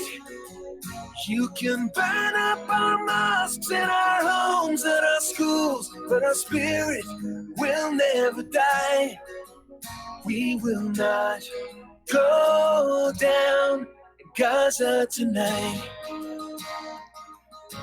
And aloha, America. Welcome back to the show. So getting on to the domestic politics here, obviously the big news that is being covered by the corporate media was the confirmation hearing for Bloody Gina, or Gina Haspel, who is the acting director of the CIA and wants to have that job permanently. It was a very scripted, planned out hearing, and that was, I think, demonstrated by the fact that Ray McGovern stood up to ask a question about one of the CIA's black sites in Thailand and was promptly ejected by the Capitol Police. But interestingly enough, as part of her discussion that focused on the use of torture, Gina Haspel said that torture doesn't work, which, yes, we all know that. And then she promised that her strong moral compass would prevent her from carrying out any presidential order she found objectionable. Well, Gina, where was that strong moral compass back when you were supervising the torture sites? I mean, that is utterly absurd for her to be saying right now. Excuse me, I had a sneeze there. So that's a black stain on the history of the United States. And unfortunately, torture has been used before in war. Sorry about that.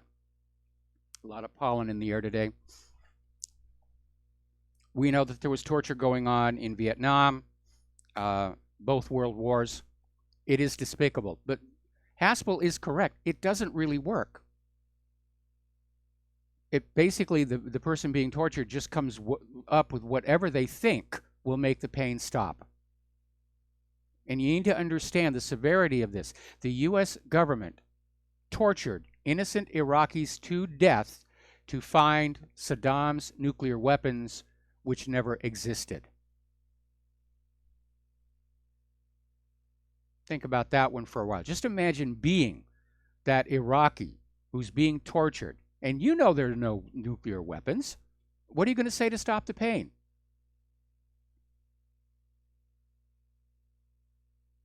It is a black stain on our history.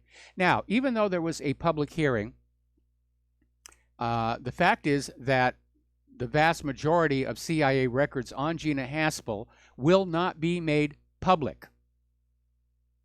This is according to Senator Richard Burr, the Republican chairman of the Senate Intelligence Committee. So you don't need to know any of that, and anybody who complains will be waterboarded. So let us get to the case of Khalid Sheikh Mohammed, who admitted to being the mastermind behind 9/11 after being waterboarded only 183 times and having to listen to the screams of his children being bitten by insects. So, of course, he's got to be guilty. He admitted it, right? Well, he actually applied to try and tell the senators about what he knows about Gina Haspel, and unfortunately, of course, that was not allowed to happen.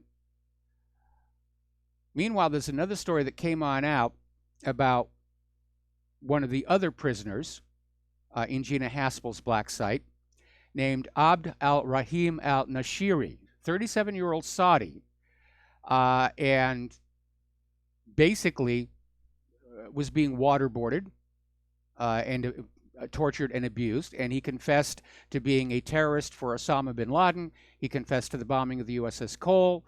He confessed to the assassination of Abraham Lincoln. He confessed to personally nailing Jesus to that wooden cross. And in the end, when the Senate was looking at all of this, they came to the conclusion that most of the people being tortured were, in fact, just making up stuff to stop the pain. According to a new CBS News poll, the majority of Americans are now saying that this Trump-Russia investigation is politically motivated, that it is not legitimate, it's not valid.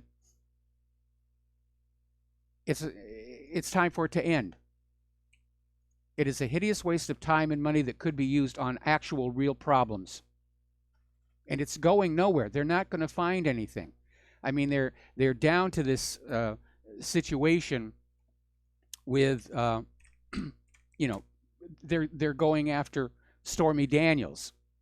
And apparently Stormy Daniels' attorney has been accused of transferring hush money to Michael Cohen. That one blew up in their face because it turned out that at least part of the payments they had on their little list went to a different Michael Cohen. It's actually a very common name, and they didn't check it out. Now, the Justice Department reveals it may provide Judicial Watch with the previously redacted portions of the Rosenstein Scope of Authority Mueller memo. Right now, the redacted version of the memo, it's just all black on the front, and the unredacted portion will just have two words, "Get Trump," is what it amounts to. And Judicial Watch, again, had to go to court to get this. We're still being stonewalled by the Department of Justice and the FBI.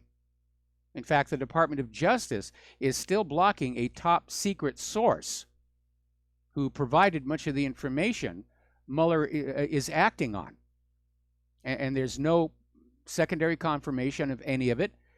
Mueller is simply saying, I trust this source, but it's secret. We can't tell anybody. It'll reveal sources and methods, and we can't do that at all.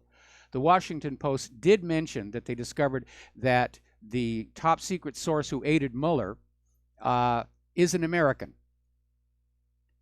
Wonder if it might be Hillary. Now, Judicial Watch scored a victory for a 76-year-old veteran criminally prosecuted for taking photos of American flags at a Veterans Affairs facility. I remember when this happened. It was back right at the start of 2017. And it was absurd for the VA to arrest this 76-year-old veteran for taking pictures of American flags. And according to the VA, the photos were unauthorized. And he was taking pictures of flags at an entrance to a park on the Los Angeles VA campus. And clearly a violation of the First Amendment, and Judicial Watch finally got that mess sorted out. But the courts keep reaffirming a First Amendment right. If anything's out in public, you can take a picture of it. And the police can't stop you. They'll try and claim they can, but they can't. The law's not on their side on this. The government is afraid of all those cell phones out there. The police are. They're not able to get away with what they were getting away with before, because as soon as something starts to happen, there's a dozen cell phone video cameras running on them. So let's get over to former New York State Attorney General Eric Schneiderman. And the story is just getting creepier and creepier. Apparently, a lot of women have come forward just talking about his very abusive style of having a relationship. A lot of other women are saying, well, they know what was going on, but because Schneiderman was a Democrat, they were afraid to go public. But now they are. And according to one of the people, Tanya Salvatrium, she came on out voluntarily. Normal procedures, sexual abuse victims are not named in the media, but this woman voluntarily came forward. Basically, she's a Harvard-educated activist writer, and she told the New Yorker magazine that she had a year-long affair with Schneiderman.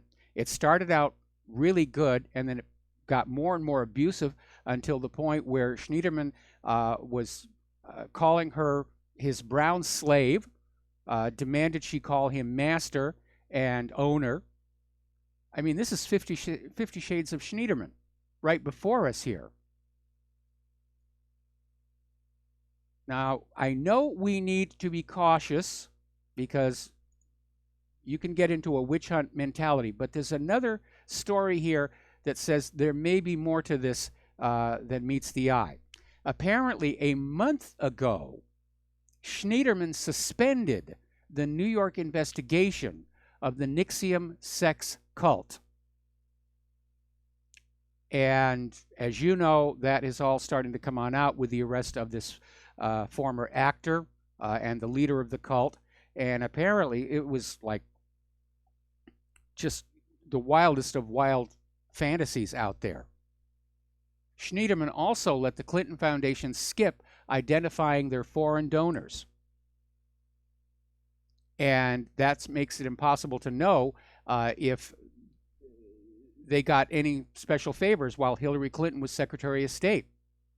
Scripps News found that the foundation and its subsidiary, the Clinton Health Access Initiative, took in $225 million in government donations, foreign government donations, between 2010 and 2014. Now, New York's charity law clearly states organizations that receive a contribution or grant from a government agency during the reporting period shall include the name of each agency from which contributions were received and the amount of each contribution. But both the foundation and the CHA failed to keep the records, and Schneiderman did absolutely nothing about it. That's how corrupted this whole system has become. The laws only apply to you little people. I'm still wondering why the IRS hasn't revoked the 501c3 classification for the Clinton Foundation, because to have a 501c3, you have to give 51% of the money collected to the actual charitable objective. And the Clinton Foundation came nowhere near that, something like 6%. A lot of people are still wondering where all that money for Haitian relief following their hurricane, or rather the quake, where did that go? Now, the U.S. Treasury Department has opened an investigation on Stormy Daniels' lawyer, apparently for leaking Michael Cohen's bank records.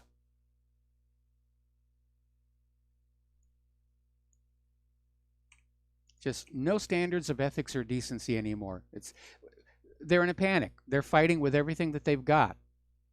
And again, they don't care about the law anymore. It's just not an issue. It's win at all costs. The only sin is losing. Here's some good news. Over in Oklahoma, the Oklahoma Supreme Court has upheld the voter ID law. Now, this law was approved by state voters in 2010, and during 2016, Democratic lawyers for Hillary's campaign, went into Oklahoma and challenged the law on grounds of constitutionality. And as a result, during 2016, Oklahoma didn't actually have voter ID requirement. But the Oklahoma Supreme Court has said, of course it's constitutional. And they came on out and said, requiring voters to show proof of identity serves to protect the integrity and reliability of the electoral process and prevent in-person voter fraud. Yes, that's exactly the reason for having that. And that's exactly the reason the Democrats want it to go away, because they're counting on illegal immigrants to put them over the top in November for the House of Representatives. That may not happen. The poll numbers are shifting away from them.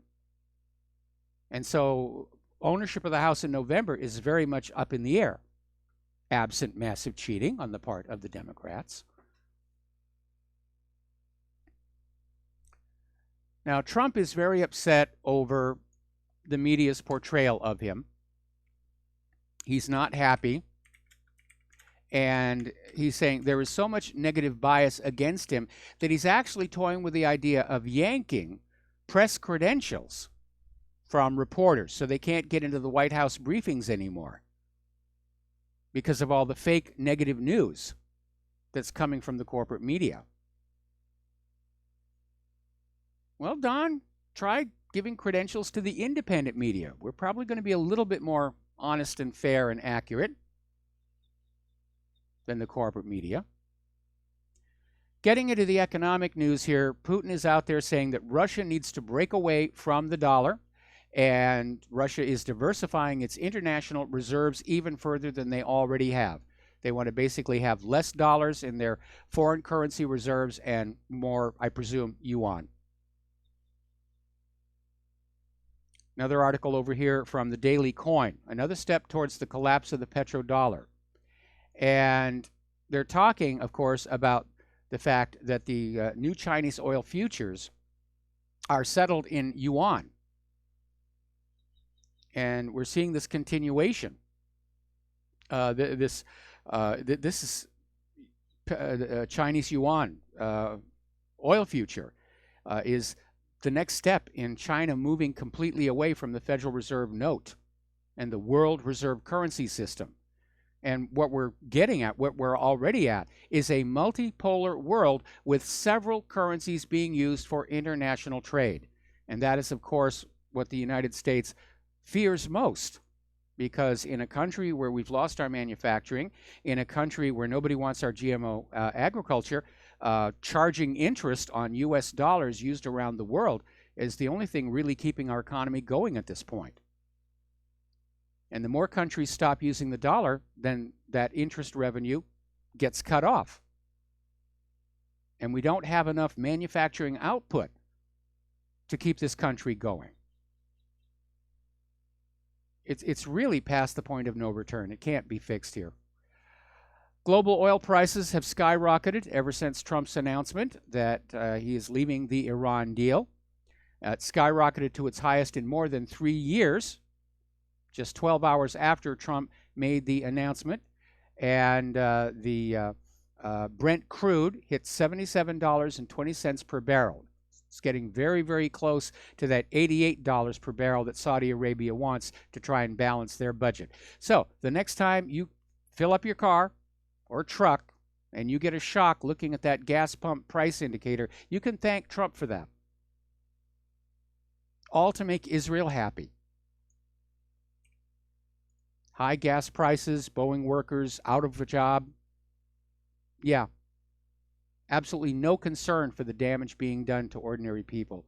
Meanwhile, Senator Marco Rubio is out there saying there's no proof at all that the Trump tax plan poured money back to workers.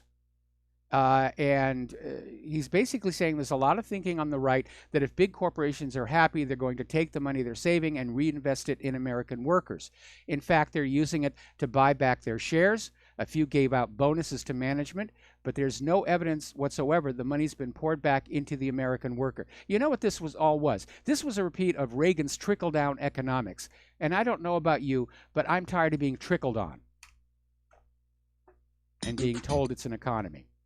We're going to take another break for commercials, and we'll be right back.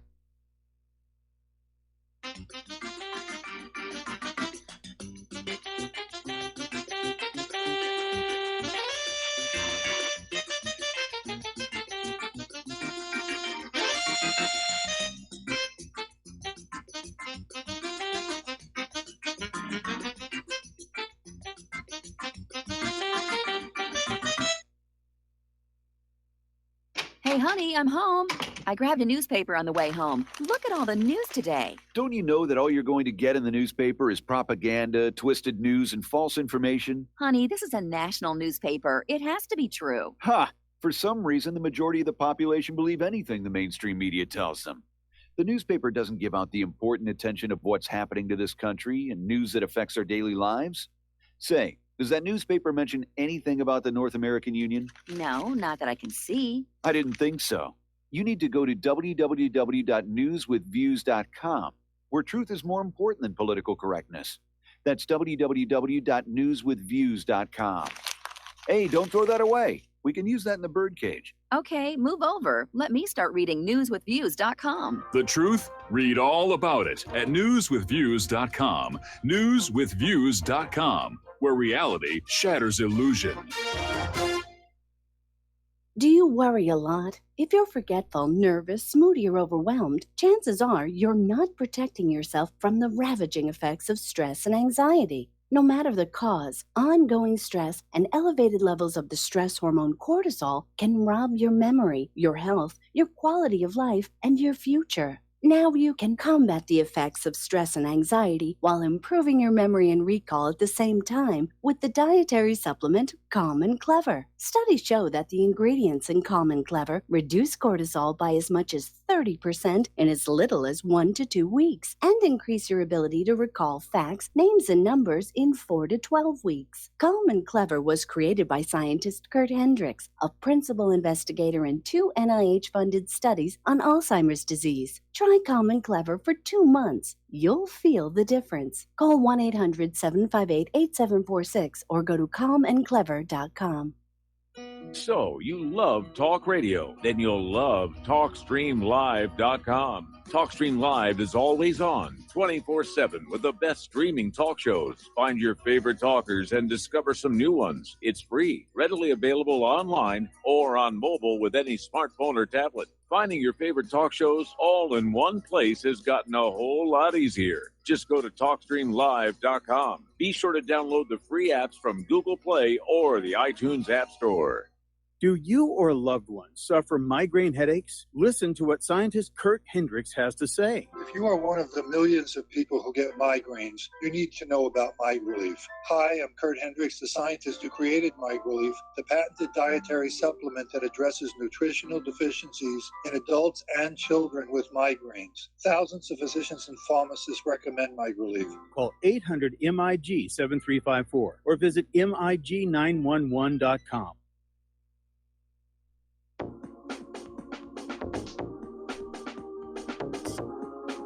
What really happened with your host, Mike Rivero. Join Mike on the air. Call toll-free 800-313-9443. 800-313-9443. And aloha, America. Welcome back to the show. And yes, we are going to open up the phone lines again here because I got through most of the really important stuff.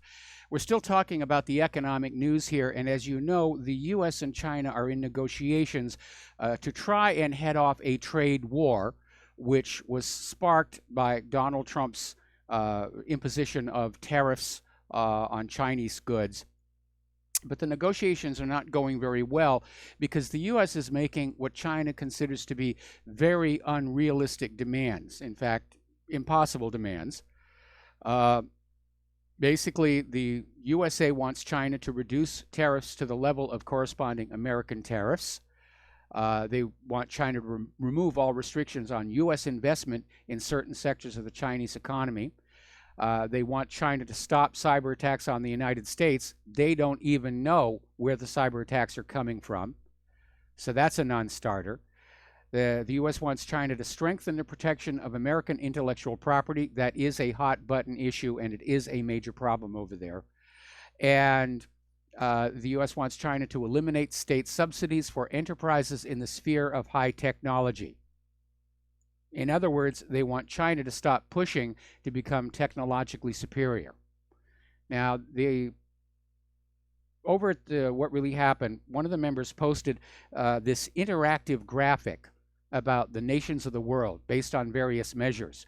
And again, in the spirit of that series premiere for HBO's The Newsroom, we're not the greatest nation on earth anymore. And China is leading us in a lot of areas, especially high tech. The world's most powerful supercomputer is in China. In fact, I think the top 3 most powerful supercomputers are in China. And so this demand to stop Chinese subsidies for the development of high tech, China will never agree to that.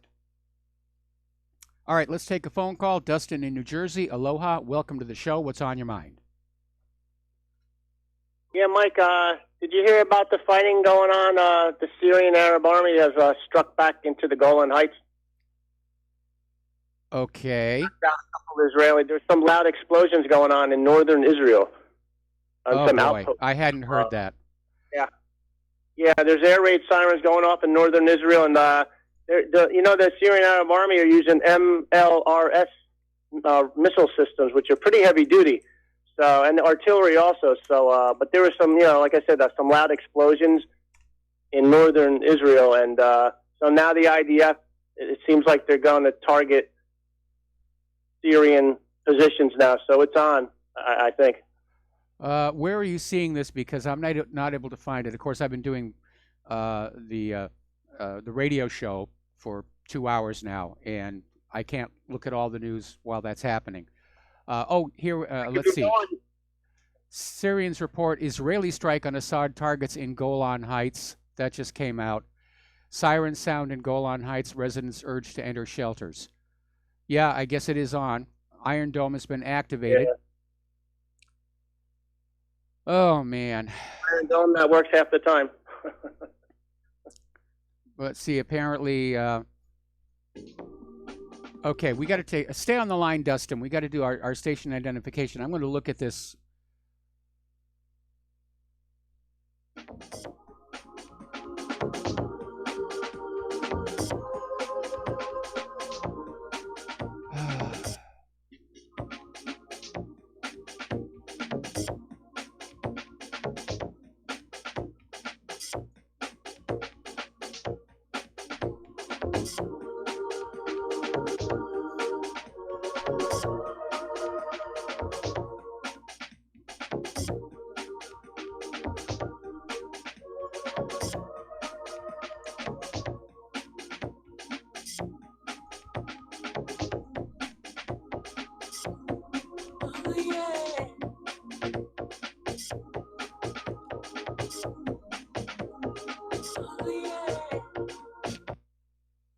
This is too good to be true, except this time it is real.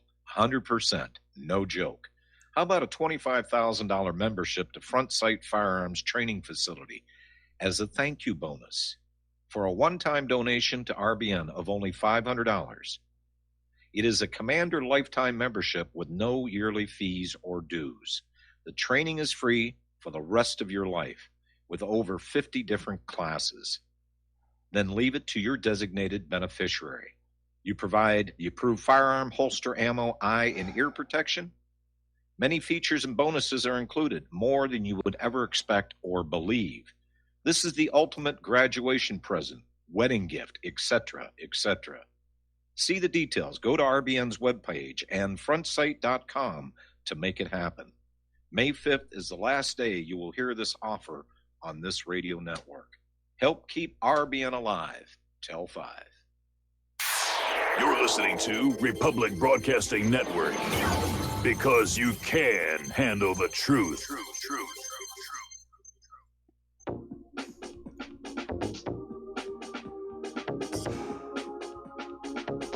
What really happened with your host, Mike Rivero, because World War III is a really bad idea. Here is your host, Michael Rivero. And aloha, America. Welcome back to the show. Hour number 3 here. We're talking with Dustin in New Jersey. And yeah, I'm seeing it being reported all over. Apparently, this is all taking place in the Golan. And apparently, Israel is shelling into Syria. So it's on. This is it. This is the beginning of the ramp up. I heard there was several dozen rockets fired into Golan Heights. I like how they say into Israel. No, that's Syrian territory. You know, they forget to leave that part out. Yeah. You know, Mike, I got to respond to a couple of callers ago. That Dennis caller. Does he realize, like, you know, he believes in what he believes in. I'm not going to knock him for what he believes in, but does he know, like, governments are corrupt? Not, you know. Israeli government's corrupt, so you can love Israel, but what the government does is not in the best interest of Israel, just like the government here is not doing in the best interest of Americans. How can you not know that? He should know we're corrupt, our government, and Benjamin Netanyahu is corrupt because his own assistant turned against him, his own aide. So well, we know that Netanyahu is corrupt because his aide turned against him when he was in trouble for his own corruption. But Netanyahu chose to be corrupt. All corrupt politicians choose to become corrupt. It's not something that is forced on them when they take office. But it's the system. Like, the Israeli system is as dirty and corrupt as ours. Yes. And to love, you can love the country, but you gotta not love the corrupt government. They're not doing things in best interest of anybody but themselves. And Mike, I want to bring this up: is USS Liberty? How is that in God's name? The USS Liberty for the chosen ones. I want to leave that with Dennis. Watch a documentary on the USS Liberty, where they killed, I think, 34 or 37 sailors and hundreds wounded. Yes. How is that in the best interest of the Israeli people? You know, not the government, you know? I mean, people have to have some critical thinking skills to learn what's really going on, not just, you know, say, oh, Gog and Magog and all this other stuff. You know, I mean, you're living in the year 2018. You can have access to the information right walking around with you, you know? Yes, you can. Yes, you can. Update information. You know, so I just want to leave him with that, you know, because there's dirty things going on, and you know, I don't know what's going to happen, end of the world, this or that. You know, they bring that up, the Mayan calendar, this or that. But I mean, there is a lot of dangerous things going on. I just want leave him with that, you know. And thanks, Mike. All right. Well, we're going to let you go and take. Well, before we take the next phone call, I've got some more updates on what's going on between Syria and Israel. And this is all taking place in the Golan Heights. And the Syrian governorate of Quneitra has been hit with shells launched from the Israeli-occupied portion of the Golan Heights. and apparently at the same time there has been some return fire. It's unclear who started shooting first at this point, so let's just hold off guessing and not make the situation look any worse. All right, back to the phones. Curtis in Nevada, aloha. Welcome to the show. What's on your mind?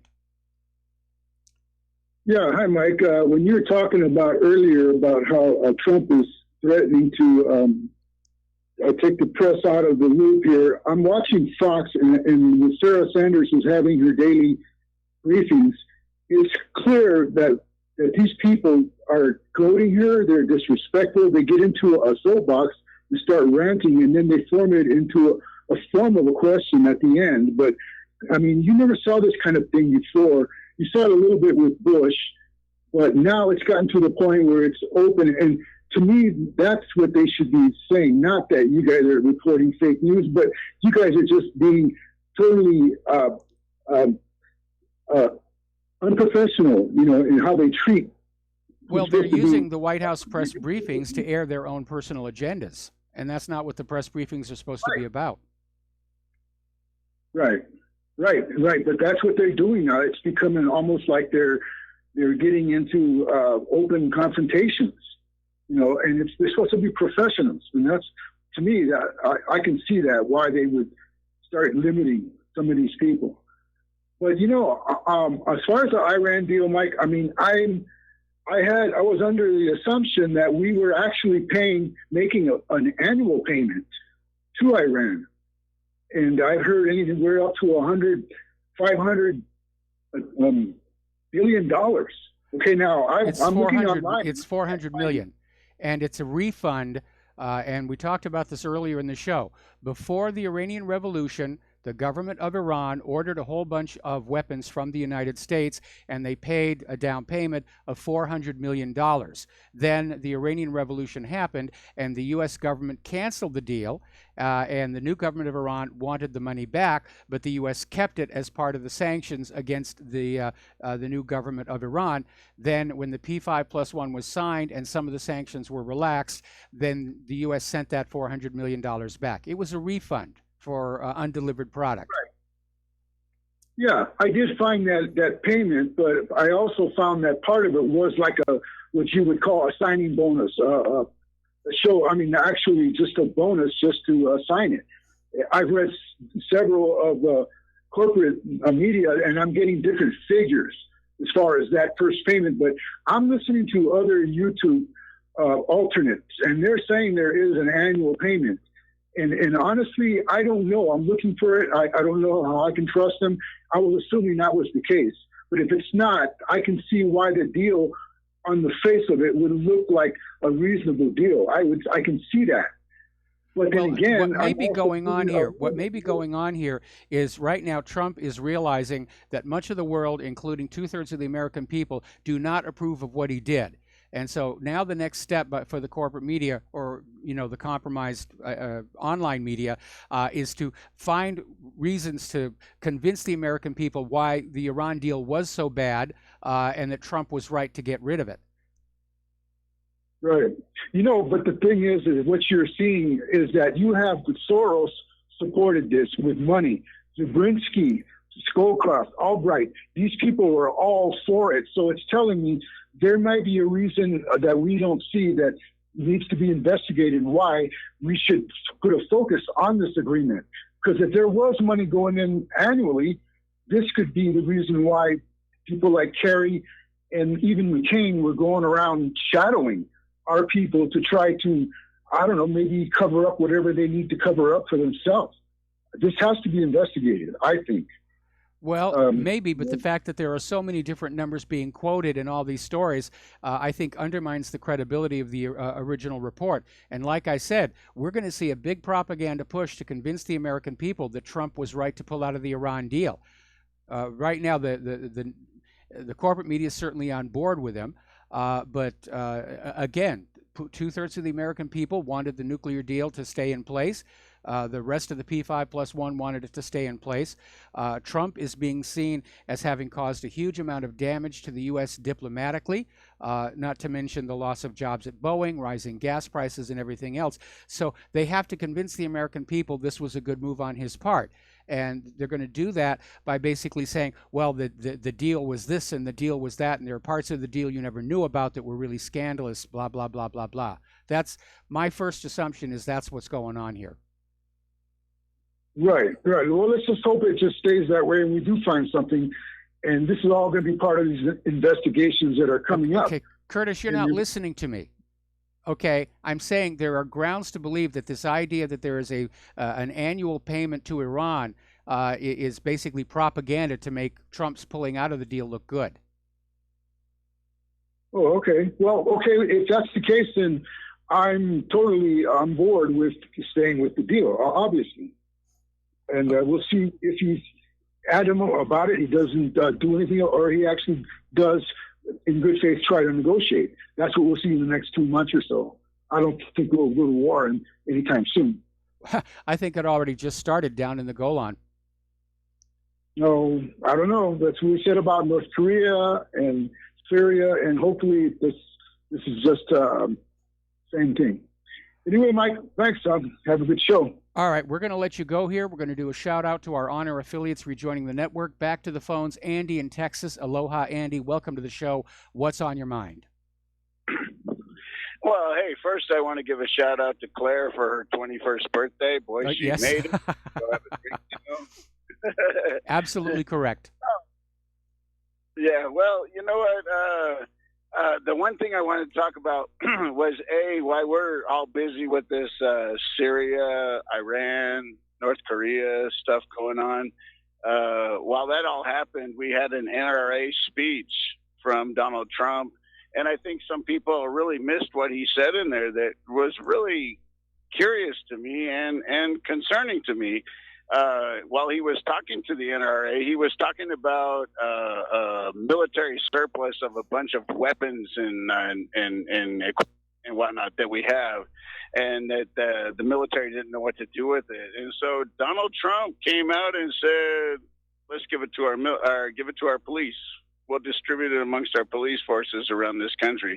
I don't know if you caught that speech, but he actually did say that. He said, there's no reason for us to just have a bunch of dormant military equipment sitting around. Let's give it to the police. What do you say about that? Well, I think it's a really bad idea given the behavior of the police. I mean, the last thing we should be doing is, giving them more lethal weapons to fire on law-abiding citizens. Well, I think we're being a little, not skeptical, but we're being a little naive here, because while he's doing everything that people are waving their hands and saying, "Oh yeah, this guy's doing a great job," meanwhile, he's giving us hints and inclinations as to what he's actually doing behind the scenes. I mean, if you're going to arm our police officers with military equipment, I don't know what's coming up next. What are we getting ready for here? War on the American people. It seems right, and so I'm really skeptical about Donald Trump right now, because let's go back to Donald Trump and that birth certificate. Sheriff Arpaio came out and said all this stuff. Alex Jones was saying all this stuff about this birth certificate for Obama and stuff. And then Donald Trump comes out and they give him time on TV to say, well, no, everything seems in place. Yeah, no, he's an American citizen, blah, blah, blah, whatever, whether he is or not. But he put that stuff to the end.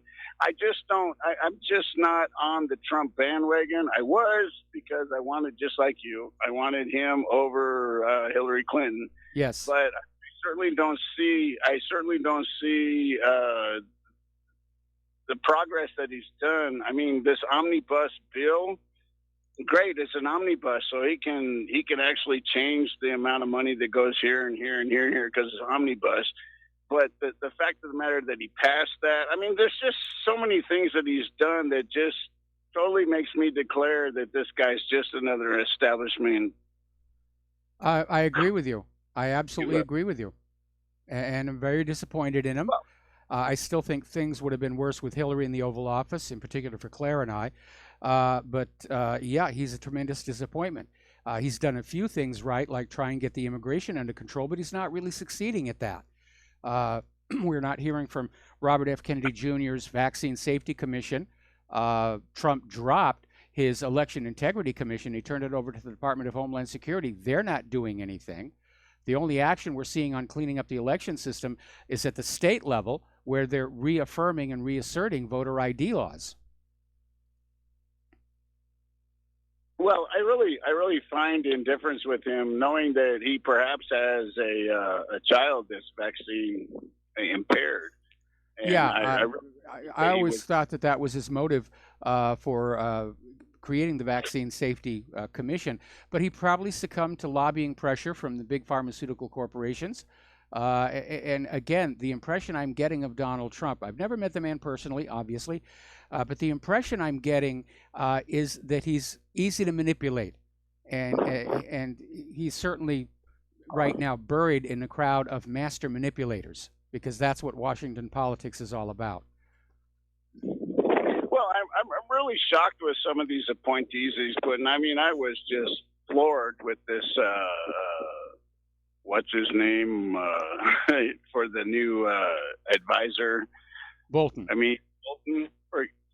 Bolton. That was just an incredible disgruntle. And then you put your Pompeo in there, he wants to drain the swamp, but he's filling his entire swamp with people who were in the swamp.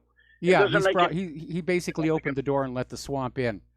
Anyway, listen, Andy, got to let you go here, and got other callers on the line. So let's switch over to Lenny in California. Lenny, aloha, welcome to the show. What's on your mind? Hey, Mike, how you doing? Hey, Mike, how you doing? I'm doing well. Hey, listen, just to back yours and Dustin's play, there's someone named Kathama, and I'm reading their Twitter, and they're saying that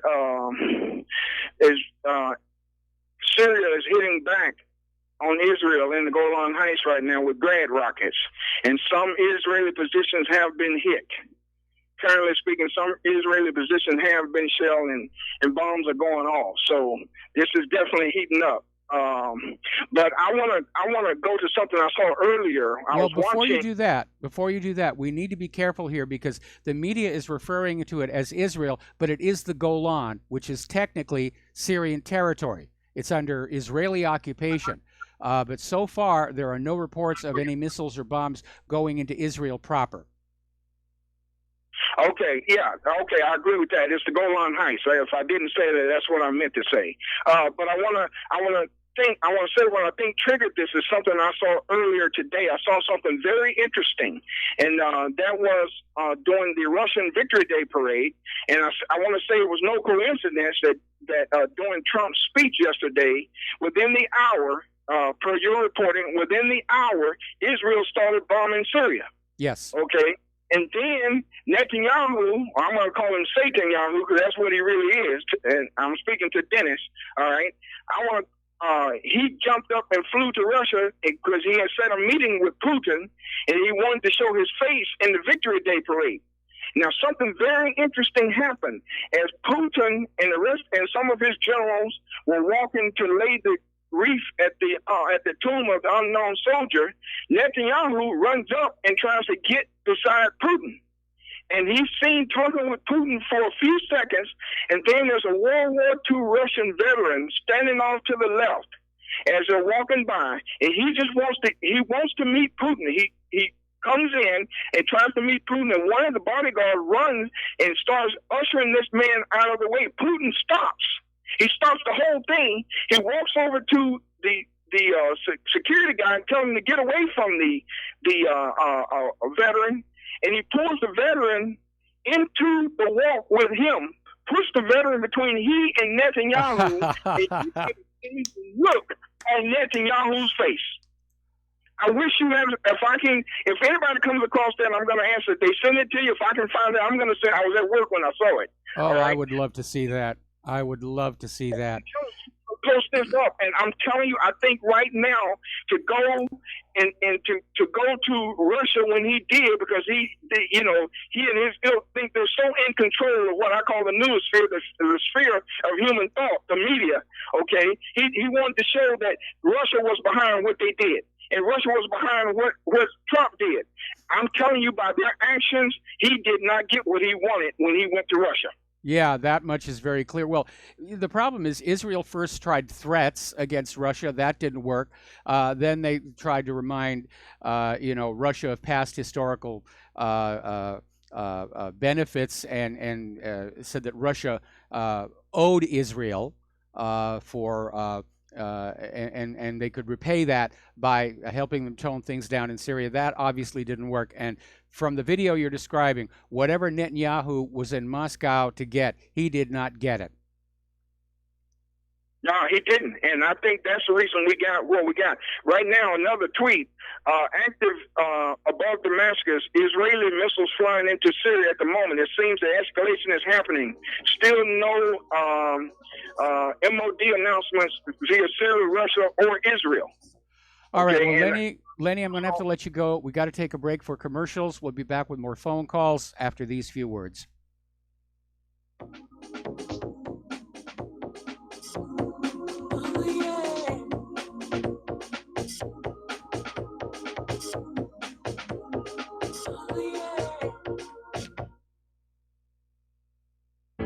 Extendivite really works. Just listen to what some people have to say. About 6 months ago, my wife bought Extendivite. She didn't tell me she was giving it to me. So after about 3 days, I said, maybe the weather's changed or something. I said, my legs feel really good. And she goes, well, I've been giving you this stuff. And it was the Extendivite. And you know that I'm about 75% better. I can actually climb stairs now, and I can get up out of chairs. I can even get down and, I have to work under a table or a computer table and work on a computer. I can actually get back up off the floor. You know what? It's an amazing product. I didn't think anything short of having surgery was going to help. Extendivite is only $69.95 for a 2-month supply of either capsules or liquid. Call now. That's 1-877-928-8822 or visit heartdrop.com. Extend your life with Extendovite. For the past 14 years, it's been my privilege to host the National Intel Report on RBN, to offer a platform to interview exceptional guests, to provoke critical thought, and examine evidence, whether real, fake, or somewhere in between, and allow our audience to call in and participate with your input and questions in order to help us all reach an educated decision and arrive at our own truth. Our world has changed. It's now been turned on its head. Real is now considered fake, and mainstream fake is now pushed as real, rather than any clear thinking, consensus, or rationale. Those few remaining beacons of light, the ones still shining through the mainstream media lies, propaganda, and deception, are being viciously attacked at every level through attempts at censorship, threatening advertisers, jailing hosts, and even killing journalists brave enough to speak the truth to you. We are in a war for our very freedom and existence, and through these despicable acts, freedom haters, collectivists, and communitarians have shown that they will stop at nothing to blot out these last few beacons of light. Truth is becoming increasingly more difficult to unmask, just as the term unmasking itself is spoken by those usually anonymous sources. They promote their lies, wishing to mask the truths by ignoring it, vilifying it, or conspiratorializing it into a black hole abyss. Regrettably, RBN has reached the tipping point, and through internal audit and actuarial review, it has now been determined that the only life raft of survival to this network is to go the way of PBS, that being audience-supported. Like a cornered animal, the left with veracity is pulling out all the stops with every effort to effectively blacken our beacon forever. Help us, folks. Help yourselves. Don't let our light stop shining. Our motto has always been, because you can handle the truth. It's time to review your budget, folks. If you want the truth to keep flowing through RBN, go to republicbroadcasting.org and become a regular monthly donor of $30, $40, $50, or $100 or more a month and ensure you keep the truth flowing. What this country is coming to, I sure would like to know. If they don't do something, by and by, the rich will live and the poor will die. Doggone, I'm the panic is on. Can't get no way, can't draw no pay. Unemployment getting... And aloha, America. Welcome back to the show here. And apparently the IDF is saying that Iranian Quds forces launched around 20 projectiles towards Israel in the past hour. They're claiming they were all shot down by Iron Dome. So this is it. They're going to go for Syria and Iran all in one lump here. And I don't know what Russia's going to do. That may have been why Netanyahu went to Russia to tell Putin, you stand down. We're about to do this. And if that video is an indicator, Putin basically said no. So we're going to see what's going to happen. This is obviously developing. Okay, back to the phones. Laura in Michigan. Aloha. Laura, welcome to the show. What's on your mind?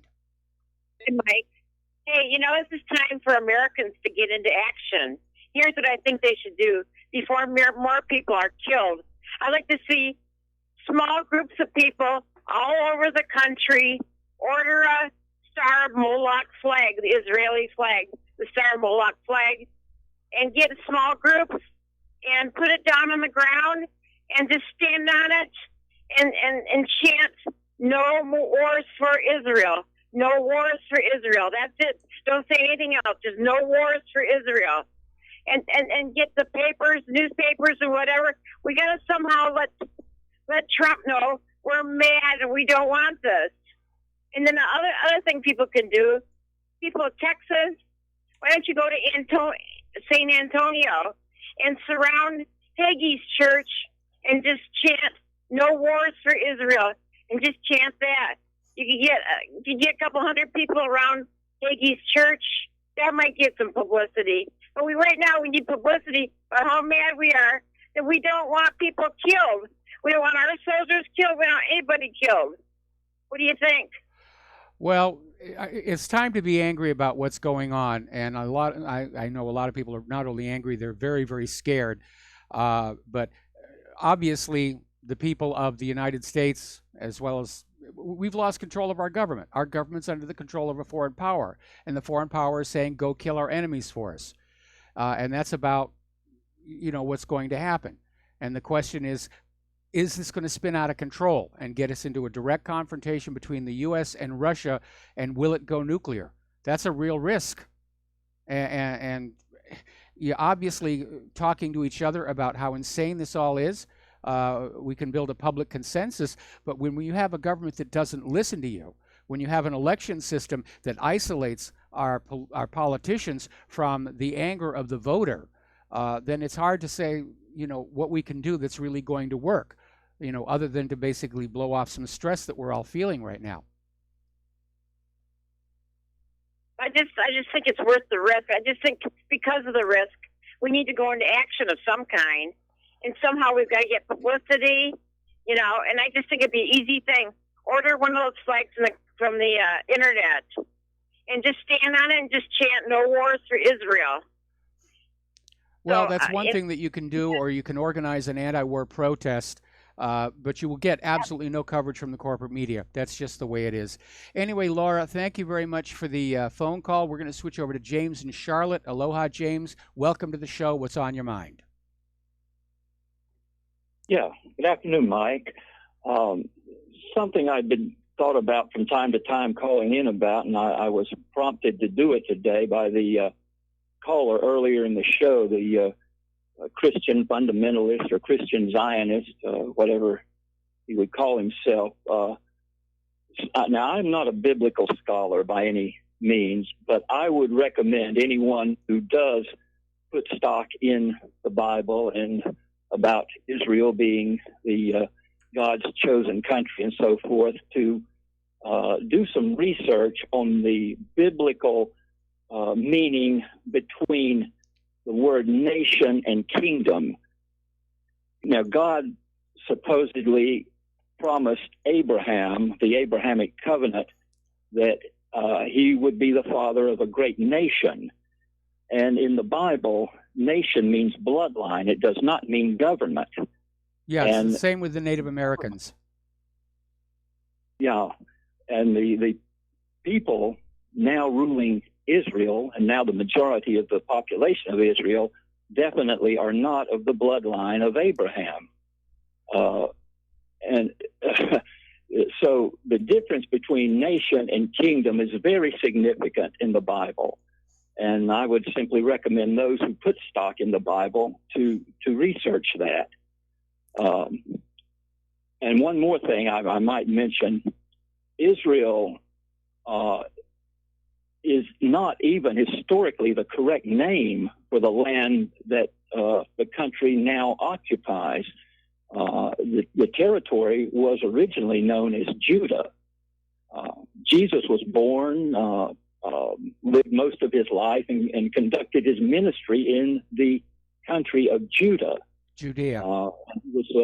Judea. he was- Anyway, I need to let you go. We got to take another break for commercials, and we'll be back with more phone calls after these few words. So please stay tuned. By the way, somebody just sent me that video of Putin and Netanyahu. I just put it up at whatreallyhappened.com. We'll be right back.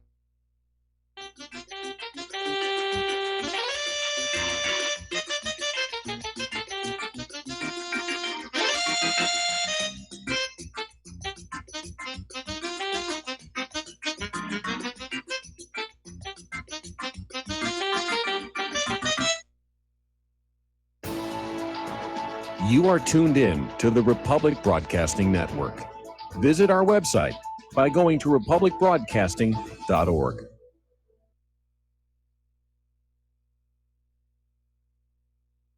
I'm getting older and noticing that my body just doesn't work as well as it used to. So I like to keep fit as possible by hitting the gym a few times a week. Recently, I started having a nagging bicep pain, and it got so bad I couldn't even lift the weights. When I was complaining about it to a friend, he told me about Angioprim. He said chelation helps remove toxins, heavy metals, and cholesterol in veins and arteries that may cause blockages. You know, after just 1 week of taking Angioprim, the pain was gone, and now I'm back in the gym full strength. Scientific research proves the active ingredient in Angioprim has superior oral chelation action that helps promote cardiovascular health. So to learn more, go to angioprim.com. That's ANGIOPRIM.com, or talk to a trained consultant. Call Angioprim toll free at 877-882-7221. You'll feel better with more energy. Call 877-882-7221 or go to the website angioprim.com.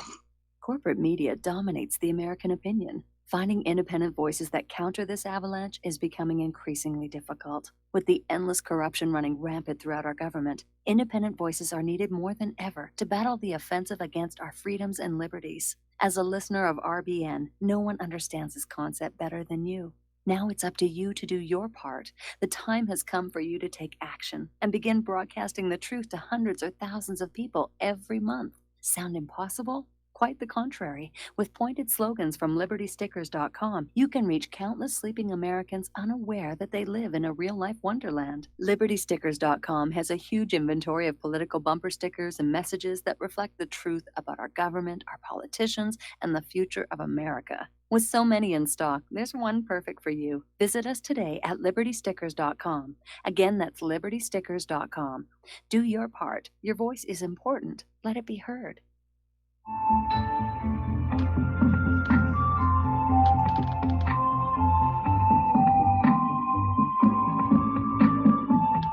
Do you know there is an ongoing war right here in America? Are you aware that U.S. citizens have been classified as enemies of the state since 1933? Have you recognized that our entire government is really a vast network of interlocking corporations engaged in commerce? Look up Title 28, Section 3002. Tune in to In Defense of Humanity on Saturday nights at 7 p.m. Central Time. Find out what's really going on and learn how to protect yourself and your family as flesh and blood men and women living in a corporate reality.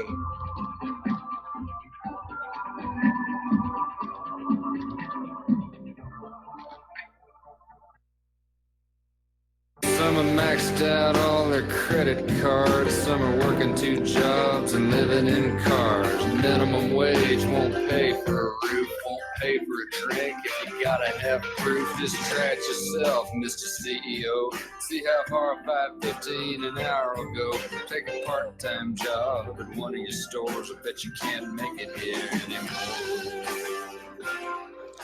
And aloha, America. Welcome back to our show. We're going to take another phone call. Mark in North Carolina. Aloha. Welcome to the show. What's on your mind? Yeah, I just wanted to say it. I see in Syrian news there is a breaking Syrian army strikes Israeli targets and full night retaliation to Israel bombardment. But I'm just went to your website and looked up the picture. I can't believe what I'm seeing there. That's Netanyahu over there at the end of the World War II celebration that they have every May. What's he doing there in the first place? And what's going on? I'm wondering, whether we're all being played for something, whether it may be. No, I think Netanyahu went to Moscow to basically demand that Putin not get involved in the current military conflict. And from the involved body language, Putin obviously didn't want to be seen next to him. Netanyahu was trying to grandstand by being seen next to Putin. And I think it was very cool the way that Putin went over and got that veteran to walk next to him. And there's Netanyahu, slightly to the rear and off to one side, scowling mightily. So I don't think Netanyahu got what he wanted. Well, what do you think is going to happen? I mean, is Russia, I would say, I posted to my own Facebook saying, it looks like it's on. Now let's hope that the U.S. stays out of it. And the U.S. stays out of it, I think Russia's going to stay out of it. That's the best I can hope for. And I just want to say something else too about the Israeli army today. Okay, and we saw it already in 2006 when they fought Hezbollah and got their butts kicked.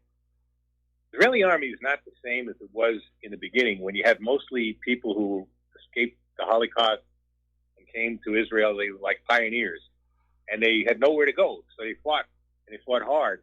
Okay, and they would, but today, much of Israel is made up of Americans that have dual citizenships, can always go back to the United States. Yes. And another thing, maybe this is why Netanyahu and Putin have some kind of relationship there. A lot of Russians, especially during the when we still had the Cold War with the Soviet Union, and even afterwards, when Russia was in such dire straits, a lot of Russians would go anywhere they could. Not all of them were even Jewish, from what I understand. A lot of them were, they just said they were Jews, and they, and they went to Israel. Well, they weren't allowed to go to Israel. I mean, the Soviet Union had strict immigration quotas. That's what Israel traded the nuclear secrets stolen from the U.S. by Jonathan Pollard for. They bought this information from Pollard, and they offered to give it to Moscow in exchange for increased immigration quotas for Russian Jews to come to Israel. But I'm talking about even after the Soviet Union fell, when Russia was in dire straits, under Yeltsin, and a lot of people left Russia at the time, came to the United States, and a lot went to Israel, from what I understand, and not all of them were Jews, or they were part Jews or whatever else, but they still have also dual Russian citizenship. So their heart is not going to be in a battle like this, because this could be a battle to the death. If Hezbollah is anything like they were back then, and I have every reason to believe they are, because they've been through this war with ISIS and all that. And the other thing is the Syrian army is now a battle-tested, hardened, tough army. Yes, they are. Apparently, Hezbollah is already saying that any further attacks by Israel will be met with larger attacks on Israel. And apparently, again, IDF is saying that the Iranian forces in Syria launched 20 projectiles toward Israel. And by that, I don't know if they mean Israel proper or the Golan. But this attempt to obviously bring Iran into it tells me that this is the beginning of a major escalation. And again, I think Netanyahu was in Moscow to get Putin to stand down, and I don't think Putin's going for it. I think Putin is waiting to see what the U.S. does, and I agree with you. If the U.S. stays out of it, I think Russia will stay out of it, but I don't think the U.S. is going to stay on out of it, because the U.S. is desperate to prove how butch they are by getting Bashar al-Assad out of Damascus and then rolling on into Iran for regime change there. At some point along the way, we are going to meet up with the Russians. the other thing, the question I have for you about Hezbollah too. They're called a terrorist group and this and that. But I understand they actually get along pretty well in Lebanon with Christians. And the question I have for you is: are there Christians in Hezbollah? I'm not even sure. I don't really know. I don't know any reason why there wouldn't be. And you're absolutely right. They get along just fine with all the people of Lebanon. But you need to remember, Hezbollah just became the government of Lebanon. They won the elections. They won enough seats to be the new government. Hariri is on his way out. Wow. I tell you, this is like having a major gasoline leak at a gas station, and you got kids running around there with lighted matches. That's exactly what it is. That's a good analogy. That's a very, very good analogy. Anyway, Mark, we're going to let you go here. I want to get back to some news. We're running out of time here on the show, trying to keep an eye about what's going on between Israel and Syria in the Golan. But as you know, they don't call it the fog of war for no reason. So anyway, getting on back to the economy. There is a big question mark right now over Ukraine's gold reserves, worth about $1.5 billion. And apparently the country's central bank was duped into buying an unknown amount of lead bars that had been painted gold, believing they were the real thing. I don't think it was paint. It was probably plated, like the tungsten, gold-plated tungsten bars found up in Germany here. But since 2014, there's been a lot of speculation about where is the country's 40 metric tons of gold bullion. And apparently, Russian news and commentary website Iskra claimed that 40 metric tons of gold were taken out of Kiev's central bank to the capital in a hush-hush military-style operation and loaded onto a plane at the national airport, which then took off for an unknown destination. So either Poroshenko's got himself a nice little nest egg somewhere, or it was flown to the United States to help cover the shortfall in the New York Fed and JP Morgan for all those countries trying to repatriate their gold. Ukraine has begun seizing Russian energy giant Gazprom's assets inside Ukraine, citing this Stockholm court decision, which is very, very flimsy. And it's basically... Ukraine is saying that Gazprom has not complied with the decision of the Stockholm Arbitration Court. And so they're basically grabbing the pipelines and valves belonging to Gazprom inside Ukraine. And that's going to be another provocation against Russia. Okay, another phone call. Wayne in Texas. Aloha. Welcome to the show. What's on your mind? Yeah, hi, Mike. I just want to give you a call because I know it's not your job to defend Trump or be a flag waver for him, but sometimes these callers really make me sick with their moronic remarks about, they're down on Trump because of the omnibus bill or the birth certificate issue, when they totally ignore what he's done for vets, coal miners, kicking out MS-13, helping people keep their jobs in this country, trying to renegotiate these bad free trade deals and stuff like that. I mean, the man is, he's not perfect by any means, but he has done just a lot of positive stuff for the country. And these callers, they get on they're like one-trick ponies. They get on one subject, and all of a sudden they want to beat that to death. But okay, well, Wayne, let me cut in here on your cheerleading session because the reason people are disappointed in Trump is he campaigned on a lot of issues that were of paramount importance to the American people. Immigration was one, and it looks like he's trying to do something on that. On the other hand, the illegals are still pouring across the border. He campaigned on putting Hillary in jail. That hasn't happened. The big campaign promise was he was going to wind down all these foreign interventions, and that absolutely did not happen. He's gone the other way on that. Now, as far as protecting Americans' jobs, we don't really know because those unemployment numbers are being rigged. And we have to be just as skeptical of what Trump is trying to put on out there or people are putting out on his behalf as we would with Obama or Clinton or Bush or anybody else, because now he's the president and he's playing the same games that every other president has done. So we have to be very careful before we leap to the conclusion that he's done wonderful things for the vets or wonderful things for the coal miners. and there have been some improvements in some areas, but overall, the country still seems headed down. Well, in my estimation, I think there's forces at work that he's fighting as far as the national debt and some of the lobbies he's fighting, plus the open borders crowd. But you can't tell me, if you talk to vet families and coal miners who saved their jobs and their families and stuff like that, plus people whose lives have been saved by kicking out MS-13, I still see a lot of positives there. And again, with Hillary and all that, it's going to take a lot of time to beat the swamp back. He's fighting a lot of Republican swampers as well as the rest. Well, unfortunately, he's brought in a lot of the swampers into the Oval Office, John Bolton first among them. And by the way, MS-13 is still a major problem across the United States. They may have arrested a few of them and deported them, but it's basically a drop in the bucket. Well, again, at least he's making the effort, and then that's a problem, too, that Obama started with that unaccompanied minors program. That was a big farce anyway, because that stuff was planned months in advance. They're bringing all these people in, so... Again, he's fighting an uphill battle on that one too. But again, at least for parents who've had their kids killed and hacked to death by MS-13, there's been some progress. Some progress, but not a lot. But the big issue remains the wars. But again, people that want to call in be one-trick ponies. Wayne, enough cheerleading. Let me get something in here. I'm giving you some facts. Look what's happening in the Golan right now. This is going to escalate, and we are at risk of a nuclear war. And that was the issue that Trump said he was going to avoid. He was going to pull us out of these foreign interventions.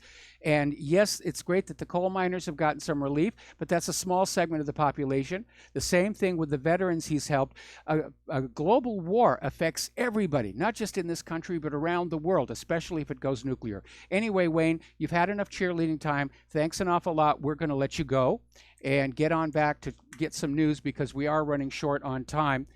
Apparently, there's been a large attack on Damascus, happened in the last 10 minutes. They're hearing sounds of explosions. They're not sure if the explosions are from air defense systems or Israeli strikes. So this is really just going on.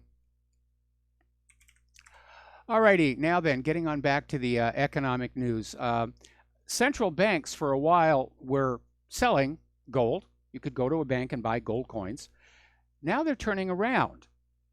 Central banks are now buying gold. So they know something is happening there. And we reported yesterday on how production at various gold mines had been dropping. So if you own gold coins, hang on to them, because it looks to me there's going to be a breakout in the price very, very soon. Okay, another phone call here. Daniel in Canada. Aloha. Welcome to the show. What's on your mind? Aloha, Mike. I know you've been warning about this for a long time, and it looks like this thing's about to go hot. I think what you need to do is get some R&R and take a deep breath, because you look stressed. And all the listeners out there, you need to step up with the donations, because we need you now more than ever. But we need a healthy Mike Rivero, and I'll leave it with that. Thanks a lot. Well, thank you very much for the kind words. I do really appreciate it. I'd love to take a vacation. I'd love to take some time off. Now is not a good time to do it, especially now. It's a very stressful job. I'll put in 4 to 5 hours of prep before I do the 3-hour broadcast. So it's a full-time job. Plus, I've got other things going on in my life. I'm the roadie for Claire's choirs, and, well, there's just a lot of other stuff going on here. So I really don't get a chance to rest as much as I would like. All right, let's see. Apparently, Israeli attacks have killed at least 2 Russian regular army soldiers in Syria. So they've drawn first blood, and now that they have, who knows what's going to happen, what Russia's going to do. Oh, this is just so dangerous. This is just so dangerous here. All righty, getting on back here. South Africa's new president, Cyril Ramaphosa, is moving ahead with his plan to expropriate all farmland owned by the descendants of European colonists without compensation. And obviously, this is panicking the country's farmers. And a lot of people are very concerned we're looking at a repeat of what happened in Zimbabwe, where they did the same thing. They basically took all the farms and factories away from the descendants of the Europeans, the people who knew how to make the factories and farms work, and they gave them to the black Zimbabwean people who may have known certain narrow skill sets, but not how to run a whole factory or run a whole farm. And it resulted in utter chaos, massive overinflation, to the point where Zimbabwe actually had banknotes that said $100 trillion on them. And I think you can still get them on eBay as a curiosity. They're actually worth about $12 American. But South Africa is going to make exactly the same mistake. Now, BMW has recalled 300,000 cars that risk stalling completely. I'm a little shocked about this one because my past experience with BMW is they made a quality car. But I guess as the global economy tightens, everybody is value engineering their product, which is a fancy name for building it as cheaply as possible, even if it's a very pricey car. But apparently the BBC's watchdog found that the vehicles could cut off completely while they're being driven.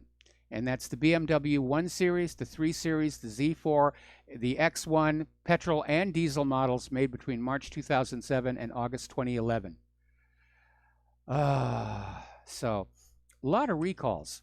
There's already been a recall for the car we just bought. I got to take it on over to the car place and have them fix whatever it is that isn't the way it was supposed to be. Now, over in Great Britain, they're floating this idea of a millennial reparation. I don't know why they're using the word reparation, but the plan is that young people in Great Britain are just going to be given £10,000, which is about 13,000 US, when they turn 25. And this is a proposal coming from the Resolution Foundation, and it says the purpose is to reduce inequality between the young and the old. I have a better idea. How about the inequality between the rich and the poor? When is that going to be addressed? We'll be right back after these few words.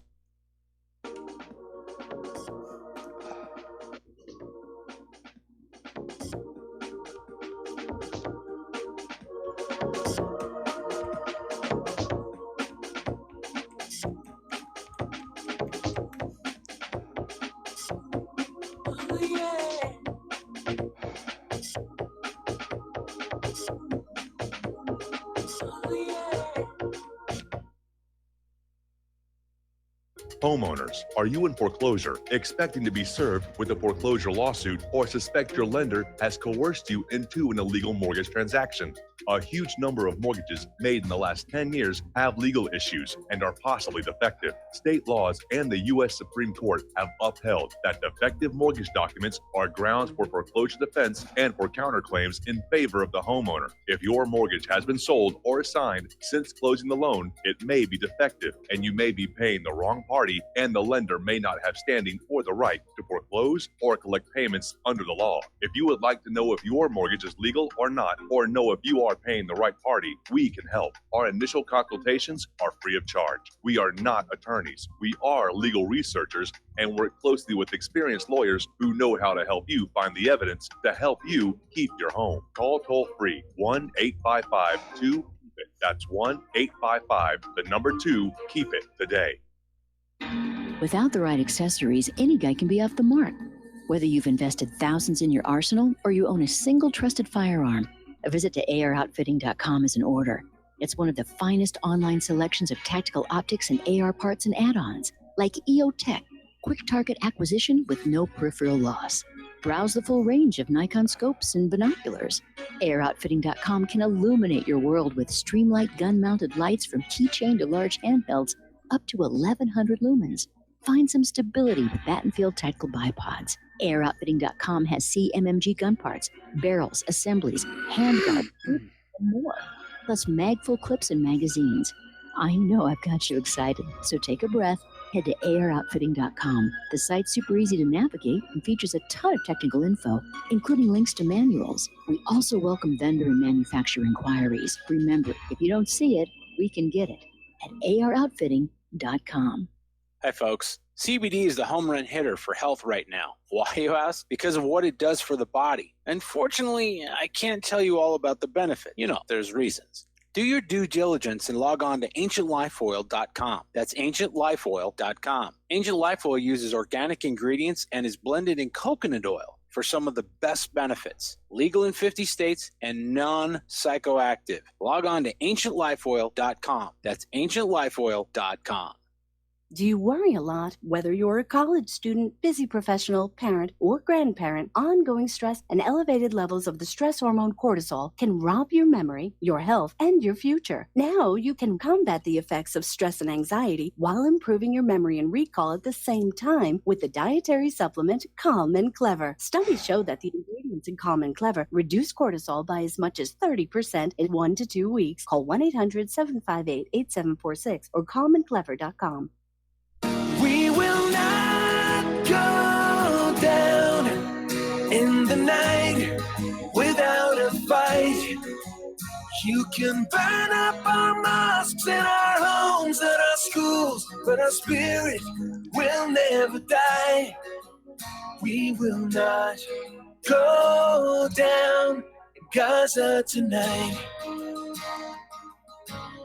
And aloha, America. Welcome back to the show here. We're still keeping an eye on what's going on between Israel and Syria. It's still not clear who fired first, but the events are still ongoing, and apparently, along with what's going on in the Golan, there has been some kind of a strike on Damascus itself by Israel.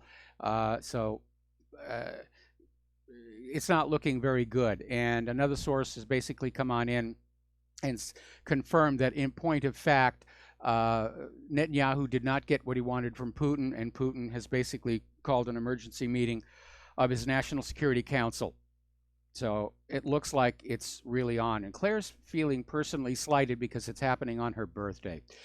All right, well, let's close out the show talking about our volcano down on the Big Island. There had been a slight decrease in quake activity and lava activity, and the volcanologists were saying maybe this is going to be short-term. Unfortunately, it's ramped back up. There are now a total of 14 of these fissures venting lava out. The tilt meter trace is showing that the rate of deflection is now, again, slightly accelerating. So it's really very rough, and apparently there's a lot of the toxic gases that are coming on out of the volcanoes, and people are having to be very, very careful. Now, our governor, David Ige, has called for federal assistance, basically resources to deal with the displaced people and to try and deal with the situation. Residents are now being told, go now. The volcano, the lava has gone into a third community. And what's really kind of started rattling people a little bit, and it's an area of concern, these vents, these fissures are all down on what's called the Eastern Rift Zone, but they're tied in with the Kilauea volcano. It's a distance of about 25 miles, so that's a lot of underground lava tubes that are conveying this lava down the hill. But what triggered this eruption was the sudden drop of lava within the Kilauea crater. And the concern now is that if it were to drop to the level of groundwater, there'd be an influx of water into these lava tubes that could cause steam-driven explosions. And debris could include what are called volcanic bombs and a lot of volcanic ash, both of which are seriously dangerous. And so they're having to keep an eye on that as well. Now, a listener wrote on in and asked me about volcano insurance, and no, it doesn't exist. The reality is there's no such thing as volcano insurance or lava flow insurance. And they say the reason is it's such a specialty and so infrequent, it's not available. Well, he's correct about it being infrequent, but on the other hand, it does happen. And it's certainly not a narrow specialty for all those people living on the south flank of Kilauea. However, depending upon your homeowner's policy, it's still possible they're going to get some help. And if they have a homeowner's policy that covers all risk, then it's entirely possible that the people are going to get at least some part of their home value back. Now, they're not going to be able to rebuild on their land. For the most part, the roads are gone, and that rock is going to take years to cool. And that is just a very unpleasant reality that they're going to have to deal with. Okay, it looks like we're pretty much at the end of the show here, so stay tuned for John Stadmiller. I'm sure he's got a lot of interesting things to share with you. Please take what you learn here, especially your concerns about what's going on with Israel and Syria. Share them with everyone you know. We'll be back tomorrow. Aloha, America.